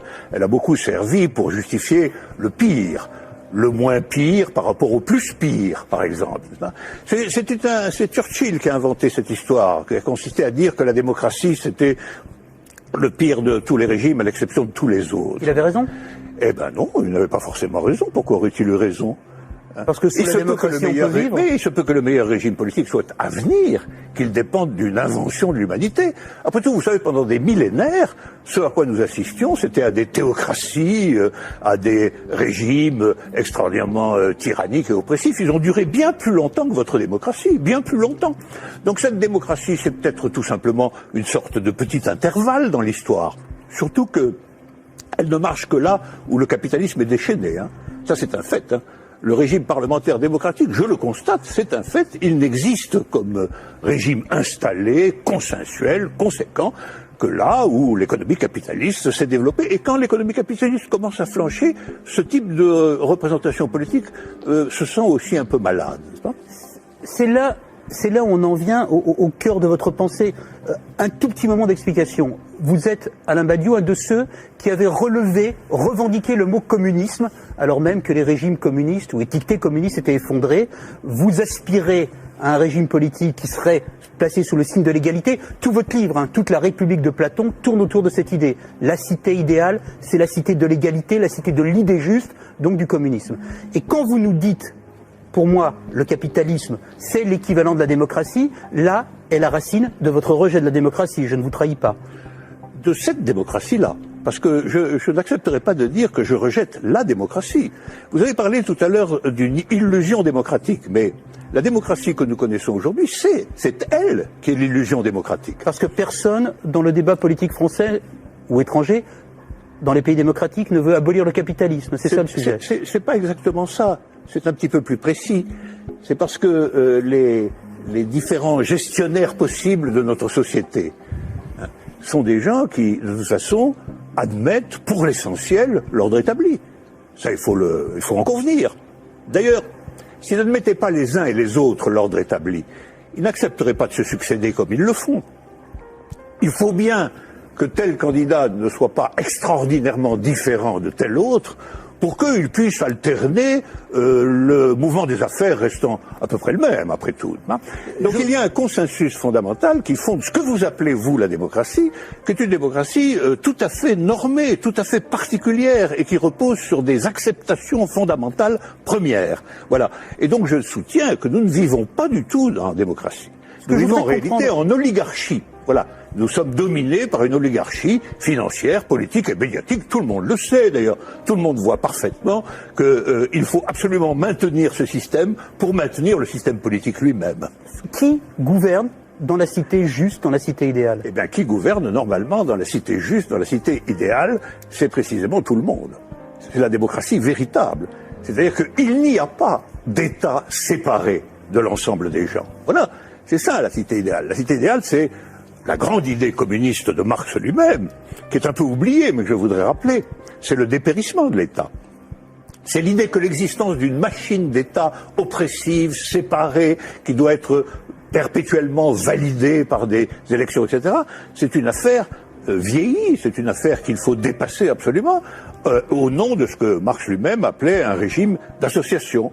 La capacité pour tout le monde de s'occuper de ses propres affaires. Ce qui est intéressant, et c'est là où, quand vous parliez de l'idée de Marx et de l'idée de l'association, vous êtes un fervent admirateur de ce qu'on a appelé les révolutions arabes, fervent admirateur également de ce qu'on a appelé le mouvement des indignés. Et ce qui est très intéressant, c'est que votre critique sur les révolutions arabes commence au moment où elle se transforme en processus démocratique électoral avec des élections. Oh ben c'est pas ma critique à moi, c'est d'abord la critique de tous ceux qui ont participé au mouvement dans les pays arabes. Ils ont été légèrement surpris et déconcertés par le résultat des élections. Mais le principe même des élections... Comme moi je l'ai été en mai 68. Eux aussi ils disent élections piège à con maintenant, maintenant qu'ils ont les partis islamistes dits modérés sur le dos. C'est comme si, après une révolution, une tempête révolutionnaire démocratique extraordinaire, on vous présentait un massif parti démocrate chrétien comme le vainqueur des élections. Ben vous seriez un peu étonné tout de même, C'est bien la preuve qu'il y a deux sens du mot démocratie qui ne sont pas du tout homogènes. Sauf que la revendication, Alain Badiou, la revendication du peuple contre les dictateurs, c'était de pouvoir voter. Bon, la revendication du peuple contre les dictateurs, c'était que les dictateurs s'en aillent. Mais après... c'était leur revendication unanime. Sur la question du vote, il y a eu d'innombrables débats. Comment, quand, dans quelles conditions? Ces débats ont souvent été tranchés par des autorités extérieures au mouvement populaire lui-même. En Égypte, par exemple, ils ont été largement tranchés par l'armée. Autant dire par ce qui restait du régime d'avant. Parce que la révolution a été volée par l'armée. Mais les Tunisiens, par exemple...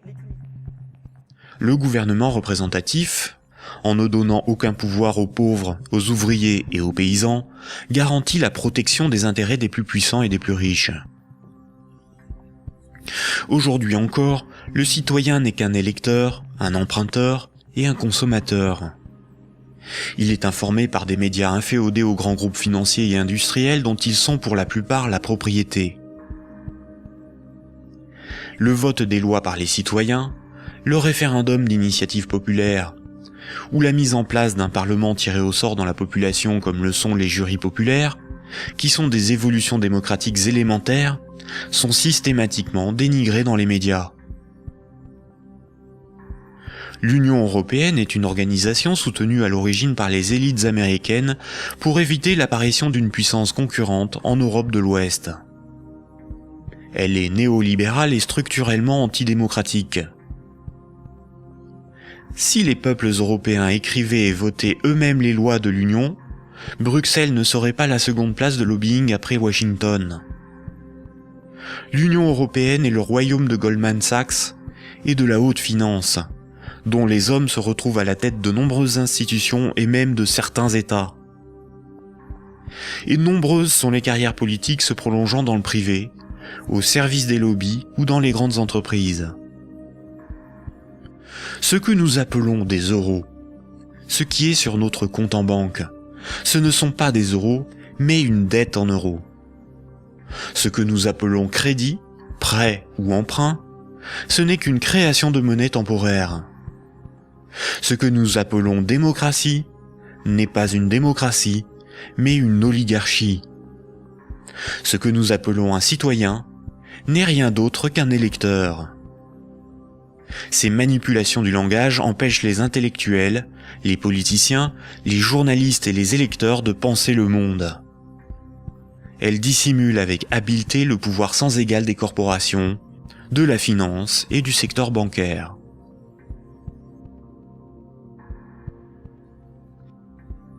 Aujourd'hui, la planète n'est plus capable de se régénérer.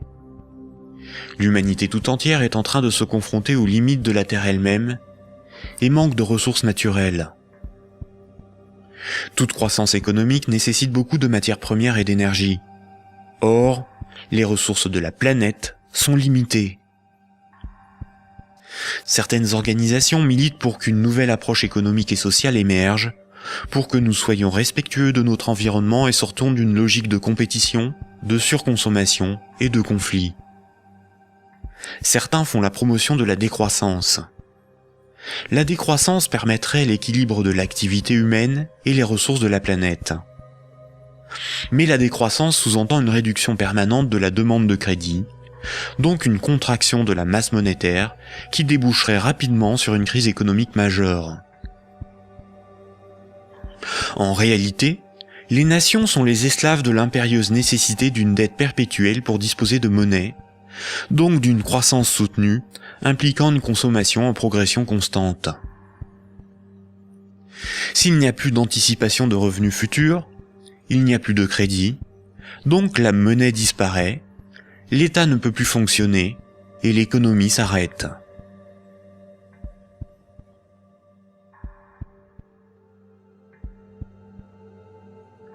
La monnaie en circulation est créée par les banques contre intérêt lorsqu'elles accordent des crédits et détruite lors du remboursement des crédits. Ce cycle monétaire garantit aux banques une rente perpétuelle. Les créanciers sont les banques et le secteur financier, et les débiteurs sont le reste du monde. Notre système économique n'est en rien libéral, puisque nous sommes dépendants des banques pour réaliser le moindre échange économique. Nous ne sommes pas libres de ne pas être endettés. La rareté de la monnaie organise la concurrence entre les individus, entre les entreprises, entre les nations. Les banques créent la monnaie en fonction de leurs propres intérêts et non en fonction de l'intérêt général. Les conflits armés sont plus lucratifs que la diplomatie. La concurrence, plus dépensière que la coopération. La spéculation plus rentable que le social. Si les banques pouvaient nous vendre l'air que l'on respire, elles le feraient. Pour certains philosophes des siècles passés, voici l'ordre naturel des choses. Le divin représente l'ordre supérieur. L'ordre moral est guidé par le divin, par le sacré. L'ordre politique est guidé, lui, par la morale. Et la finance, elle, est au service de l'ordre politique. Mais si la monnaie n'est plus le reflet des échanges économiques de ceux qui créent les richesses réelles, mais le moyen par lequel ces richesses réelles sont échangées, l'argent devient le maître du monde. Une inversion des ordres s'opère. Le divin est remplacé par l'argent. N'a de valeur que ce qui a un prix. Les marchés font office de morale. Rien ne doit enfreindre les lois du marché, bénéfiques pour l'humanité. La finance est au service des marchés. Les financiers sont les nouveaux prophètes, ils défendent l'immanente main invisible. La politique et l'État sont au service de la finance, car ils en sont dépendants. Ils sont forcés de défendre les intérêts de la finance au détriment de ceux des peuples. Frédéric Bastiat, économiste politique au XIXe siècle, disait ceci. Quand le pillage devient un moyen d'existence pour un groupe d'hommes qui vit au sein de la société, ce groupe finit par créer pour lui-même tout un système juridique qui autorise le pillage et un code moral qui le glorifie.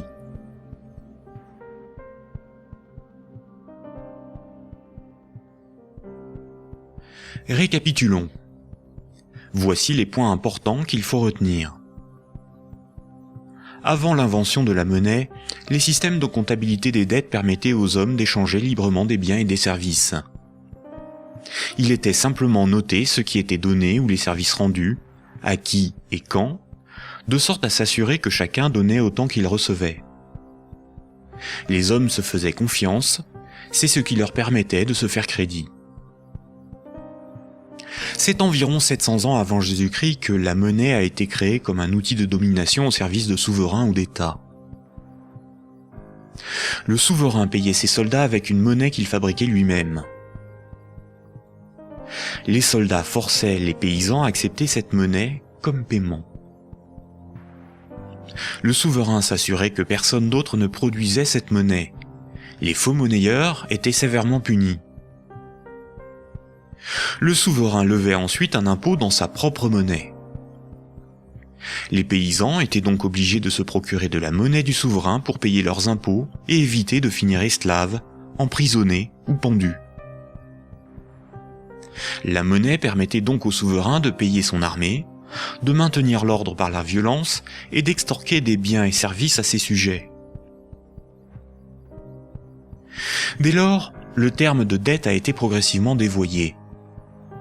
On disait que ceux qui ne payaient pas leurs impôts avaient une dette envers le souverain. C'est faux. Pour qu'un sujet ait une dette envers le souverain, il aurait fallu que le souverain lui ait d'abord donné quelque chose de valeur. Or, le souverain exigeait avec violence et sans contrepartie de la monnaie qu'il était le seul à fabriquer. Le mythe de la monnaie remplaçant le troc masque le fait que celui qui a le pouvoir de créer la monnaie peut s'approprier le travail d'autrui sans contrepartie.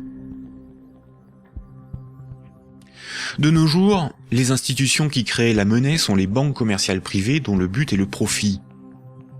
Elles créent la monnaie lorsqu'elles accordent des crédits, et elles détruisent la monnaie lorsque les emprunteurs remboursent leurs crédits. En fonction de leur bilan, les banques créent aussi de la monnaie à partir de rien pour leurs propres dépenses. Quand, par exemple, on demande du pain à quelqu'un, il est bien normal de le lui rendre plus tard. On a une dette envers cette personne. C'est la morale qui nous dicte ce comportement, à juste titre. Mais quand une banque fait crédit, elle ne prête pas l'argent qu'elle possède. Elle le crée à partir de rien.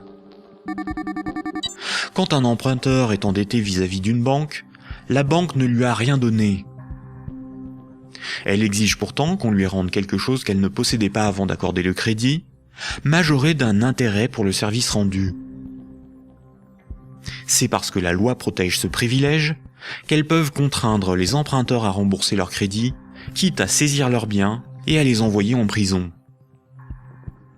Il s'agit là d'un rapport de force. Les soi-disant dettes issues des crédits bancaires sont un moyen par lequel les banques extorquent une partie de notre travail contre une création de monnaie temporaire. En associant la notion de dette avec le crédit bancaire, cette pratique a été moralisée et donc normalisée. La monnaie centrale donne l'illusion que c'est l'État qui crée la monnaie. Or, la monnaie centrale est fabriquée à la demande des banques commerciales privées lorsque des actifs détenus par celles-ci sont monétisés par la banque centrale. En réalité, ce sont bien les banques commerciales privées qui fabriquent et louent la monnaie que nous utilisons tous au quotidien. La monnaie en circulation est créée par le crédit bancaire, puis détruite lors du remboursement des crédits. De ce fait, si tout le monde remboursait ses dettes, il n'y aurait plus de monnaie en circulation, tous les comptes en banque seraient vides, et les billets et pièces de monnaie disparaîtraient. La création monétaire par le crédit et la destruction monétaire lors du remboursement des crédits déterminent une masse monétaire. La variation de la masse monétaire est similaire aux variations de la population d'un pays en fonction des naissances et des décès. Quand la masse monétaire diminue parce qu'il n'y a pas assez de crédits accordés par les banques commerciales privées, il y a moins d'argent en circulation dans l'économie, car la monnaie est détruite par le remboursement des crédits en cours. Chômage, pauvreté, précarité, faillite d'entreprises et endettement des États se développent rapidement. Dans un tel système, la croissance est vitale pour l'économie. Les entreprises, les particuliers et les États s'endettent auprès du système bancaire pour assurer une augmentation constante et exponentielle de la masse monétaire. S'ils n'empruntent plus, ou que les banques n'accordent plus de crédit, comme c'est le cas depuis la crise financière de 2008, la monnaie disparaît à cause de la destruction monétaire et une grave crise économique survient rapidement. Sans dette, il n'y a pas de monnaie. Sans monnaie, il n'y a pas d'économie, les nations ne peuvent pas s'échanger ce qu'elles produisent. Donc sans dette, il n'y a pas d'économie. Ce système oblige l'ensemble de la société, des États, des nations, à être perpétuellement endettés et donc à enrichir les banquiers et la finance simplement pour disposer de monnaie pour leurs échanges économiques. C'est par ce principe que le système bancaire a servi le monde économique à ce profit, sans contrepartie productive. Chaque crédit sert à acheter une maison, une voiture, une télévision, et induit la consommation d'énergie et de matières premières pour leur fabrication. La nécessité de toujours plus de crédits provoque la destruction de l'environnement, le pillage des ressources de la planète, la surproduction, la concurrence et le consumérisme.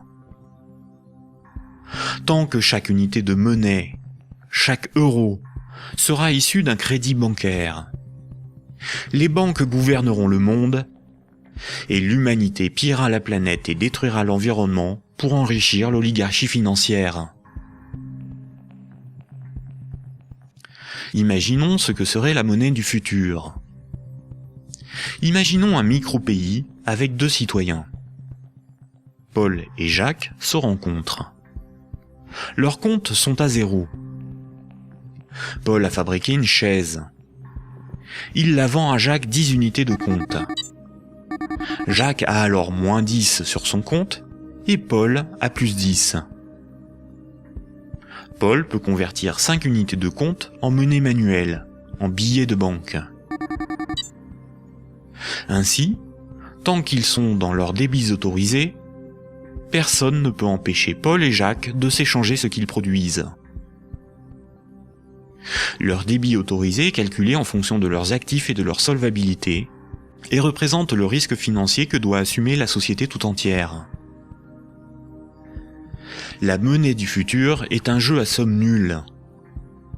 Dans le futur, la monnaie sera représentative des échanges économiques réalisés, et non ce qui les permet. Aujourd'hui, la monnaie ne fonctionne pas du tout comme ça. Ajoutons dans ce micro-pays une banque. Pour acheter la chaise de Paul, Jacques va emprunter à la banque les 10 € nécessaires pour la payer. Jacques devra rembourser ces 10 € à la banque et verser en plus 1 € d'intérêt qui n'existe pas. Après la transaction, Paul possède bien les 10 € nécessaires à rembourser la banque et il faudra bien que Jacques les récupère d'une manière ou d'une autre pour rembourser son crédit. Il devra vendre son temps ou fabriquer des choses à vendre pour récupérer les euros pour rembourser son crédit. Mais les 1 € d'intérêt n'existeront qu'à partir du moment où un nouveau crédit aura été demandé à la banque. On comprend donc plusieurs réalités. Paul et Jacques sont dépendants de la volonté de la banque d'accorder ou non le crédit pour s'échanger ce qu'ils produisent. Ils sont obligés malgré eux d'enrichir la banque en achetant de la monnaie temporaire, qui sera détruite lors du remboursement des crédits. Le remboursement des intérêts oblige Paul et Jacques à perpétuellement emprunter à la banque pour pouvoir la rembourser. Ce système crée artificiellement un manque permanent de moyens de paiement qui débouche sur une concurrence accrue pour capter la monnaie en circulation. Paul et Jacques ont avant tout le problème de se procurer de la monnaie pour vivre. Il faut bien distinguer ce qui est au service de l'intérêt général et ce qui est au service d'intérêts particuliers.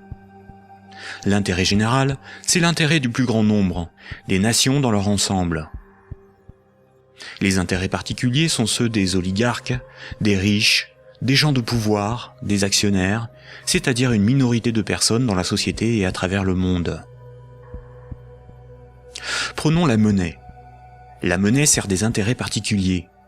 Elle sert les intérêts de ceux qui la fabriquent, c'est-à-dire les banques commerciales privées et la finance, dont le but est l'enrichissement. La monnaie existe parce qu'il y a ce qu'on appelle des dettes. Ces dettes ne servent que des intérêts particuliers. La bourse et la spéculation, les marchés financiers, représentent très majoritairement des intérêts particuliers. La rémunération de l'épargne et des comptes courants des déposants, de l'homme de la rue, est marginale en comparaison des bénéfices engrangés par l'industrie financière. Le système politique, qui est censé défendre l'intérêt général, est forcé de protéger les privilèges des banques, des corporations et de la finance. Depuis les Lumières et la Révolution française, les régimes politiques basés sur l'élection de représentants ont été voulus parce qu'ils sont antidémocratiques. Ils permettent de défendre les intérêts de la classe supérieure et des élites par l'établissement de collusions toujours plus fortes entre la classe politique et les oligarchies financières et capitalistiques dont ils sont dépendants. La guerre est souvent financée par les riches et les banquiers. Seules des révolutions, des rébellions ou des révoltes se veulent véritablement au service de ceux qui les mènent. Les guerres, elles, ne servent que rarement l'intérêt général. La science, l'environnement, la santé, l'éducation, le progrès technique sont au service de l'intérêt général. En réalité, avec la privatisation de l'ensemble de ces domaines, ils sont de plus en plus au service d'intérêts particuliers afin d'en tirer le maximum de profit. La généralisation de l'économie de marché s'accompagne d'une concentration des richesses telle qu'à l'échelle mondiale, les 85 personnes les plus riches ont autant que les 3,5 milliards les plus pauvres. Et ces disparités ne cessent aussi de s'accroître dans les pays développés. La majorité productive s'appauvrit quand une minorité financière et capitalistique s'enrichit. Les riches n'ont jamais été aussi riches. Comment en est-on arrivé à une telle situation ? Pourquoi n'y a-t-il pas de mobilisation ou de révolte contre le capitalisme et la finance déchaînée qui ne cessent de dicter leurs lois aux nations ? La dictature parfaite serait une dictature qui aurait les apparences de la démocratie, une prison sans murs dont les prisonniers ne songeraient pas à s'évader. Un système d'esclavage où, grâce à la consommation et au divertissement, les esclaves auraient l'amour de leur servitude. Aldous Huxley, dans Le meilleur des mondes. La croissance, essentielle à la domination de la finance, nécessite des travailleurs consommateurs dociles et manipulables. La télévision les divertit par les jeux, les séries, le voyeurisme de la télé-réalité et un flot d'informations brutes, sans aucune analyse, ne jouant que sur la force des images, l'émotionnel et les peurs primaires. On y fait l'apologie de l'oligarchie, des idoles, du consumérisme, de la légèreté, du sexe et de la bêtise. Consommer, c'est être libre et heureux, réfléchir est futile et ennuyeux. Le vocabulaire est réduit, le sens des mots dévoyé, de sorte qu'il n'est plus possible de penser la réalité. L'éducation est réduite à une forme de conditionnement à la servitude et d'insertion professionnelle. Un individu inculte n'a qu'un horizon de pensée limité, et plus sa pensée est bornée à des préoccupations futiles, moins il peut se révolter. La destruction des États-nations, de la cellule familiale, la négation des identités culturelles, religieuses et sexuelles, sont les moyens de supprimer tous leurs repères aux individus. Ils n'ont alors ni l'environnement social et institutionnel, ni les ressources mentales pour s'opposer à la domination mondiale des multinationales et de l'oligarchie financière, politique et capitalistique. Il faut comprendre que la télévision, la radio et la presse sont des médias unidirectionnels, alors que l'Internet est multidirectionnel. Les médias unidirectionnels sont maîtrisés par un petit nombre de personnes soigneusement sélectionnées par les oligarchies politiques et financières pour délivrer des programmes servant leurs intérêts. L'opinion du citoyen est ainsi formatée, maîtrisée, contrôlée. À l'inverse, sur l'Internet, tous les intellectuels, philosophes et journalistes peuvent s'exprimer, partager leurs analyses, et le citoyen peut librement choisir ses sources d'information, partager ses opinions et en débattre. Pour maîtriser la liberté de l'Internet, l'oligarchie crée une fausse dissidence sous la forme de médias qui semblent subversifs, comme Mediapart, Rue 89, Le Canard enchaîné, le magazine Marianne, ou encore des organisations comme Wikileaks, dont la fonction est de canaliser les citoyens les plus critiques sur des sujets sans importance, d'organiser leur indignation, de monter les uns contre les autres, et de décrédibiliser les analyses réellement subversives. Et quand le prêt-à-penser perd trop de terrain, la liberté d'opinion et d'expression n'existe plus. L'Internet tout entier est diabolisé au nom de la démocratie, de la République, ou encore de la lutte contre un terrorisme fictif ou fabriqué. Les grands médias qualifient de racistes, de terroristes, de fascistes, de xénophobes, d'antisémites, de négationnistes, de conspirationnistes ceux qui analysent les faits, critiquent le système et tentent d'en exposer les fondements. Ces grossiers amalgames visent à empêcher le public d'écouter leurs discours, d'étudier leurs arguments et de débattre de leurs idées. Tout comme ce sont les banques qui décident ce qui doit être financé en fonction de leurs intérêts, dans les médias dominants, c'est l'oligarchie qui décide l'information qui doit être diffusée en fonction là aussi de ses propres intérêts. Le contrôle du vecteur soit de la richesse, c'est-à-dire la monnaie, soit de la connaissance et des idées, c'est-à-dire les médias, soit encore du système législatif, c'est-à-dire le gouvernement représentatif non démocratique, sont les instruments de la domination des oligarchies. Dès lors, il ne faut pas tomber dans la provocation, l'extrémisme ou la violence.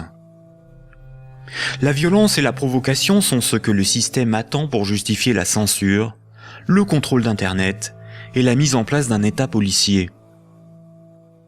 Il ne faut pas non plus dépenser son énergie sur des détails. Il faut au contraire remettre en cause les fondamentaux sur lesquels repose ce système de domination. Tous les mouvements progressistes, sociaux ou alternatifs, quelle que soit leur forme, associations, partis politiques, ONG, et quelle que soit leur cause, devraient faire la promotion de 3 changements décisifs pour le monde de demain. Premier point. Remettre la création monétaire au service de l'intérêt général. Tant que ce sont les banques qui décident ce qui mérite d'être ou de ne pas être financé en fonction de leurs propres intérêts, le pouvoir politique et le libéralisme ne sont qu'illusions. Les banques ne sont pas là pour faire du social ou de l'investissement. Elles sont là pour faire des profits en prenant le moins de risques possible. Deuxième point. La création monétaire par le crédit à intérêt et la destruction monétaire lors du remboursement des crédits forment un système pyramidal obligeant l'humanité à détruire la planète pour le seul profit de la finance. Nous devons mettre en place un système monétaire permettant d'adapter notre niveau de vie aux ressources de la planète et garantir ainsi un environnement viable aux générations futures. Troisième point, instaurer un système politique réellement démocratique. Seule une véritable démocratie permettra de garantir que les deux premiers points sont durablement défendus. Contrairement à ce que les élites veulent nous faire croire, des peuples éclairés sont tout à fait à même d'établir une politique qui défend leurs propres intérêts et les intérêts des générations futures. Ces trois points sont intimement liés. Sans une monnaie réellement publique, le lobby bancaire aura toujours la capacité de faire plier les gouvernements et changer les institutions. Un régime réellement démocratique, où c'est le peuple qui vote lui-même les lois, permet à la nation de s'opposer à toute privatisation de la monnaie et est la garante du maintien de la finance au service de l'intérêt général. Une création monétaire publique et l'instauration d'une véritable démocratie sont indissociables, car l'un est le garant de l'autre. Voici quelques mouvements citoyens dont les propositions permettraient des évolutions majeures de la société. La monnaie permanente, le 100% monnaie ou smart. La monnaie permanente s'oppose à la monnaie d'endettement. Elle remplace la création monétaire privée. Elle permettrait la mise en place d'une politique réellement écologique et sociale. Accompagnée d'une véritable démocratie, elle rend leur souveraineté monétaire aux nations. Les systèmes d'échange locaux. Les CEL sont similaires au système de comptabilité des dettes sans monnaie de l'Antiquité. Ils sont totalement indépendants de l'euro, contrairement aux monnaies locales ou complémentaires. Si une monnaie locale ou complémentaire est créée en échange d'euros donnés à l'organisation qui les gère, elle ne provoque qu'un protectionnisme marchand à petite échelle.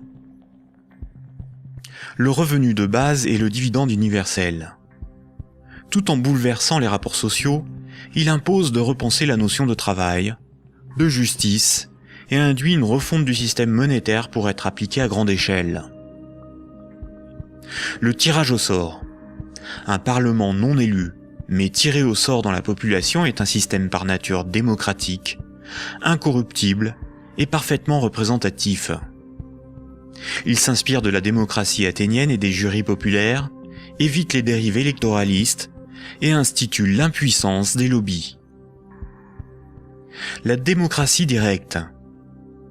Il s'agit de faire voter les lois par référendum.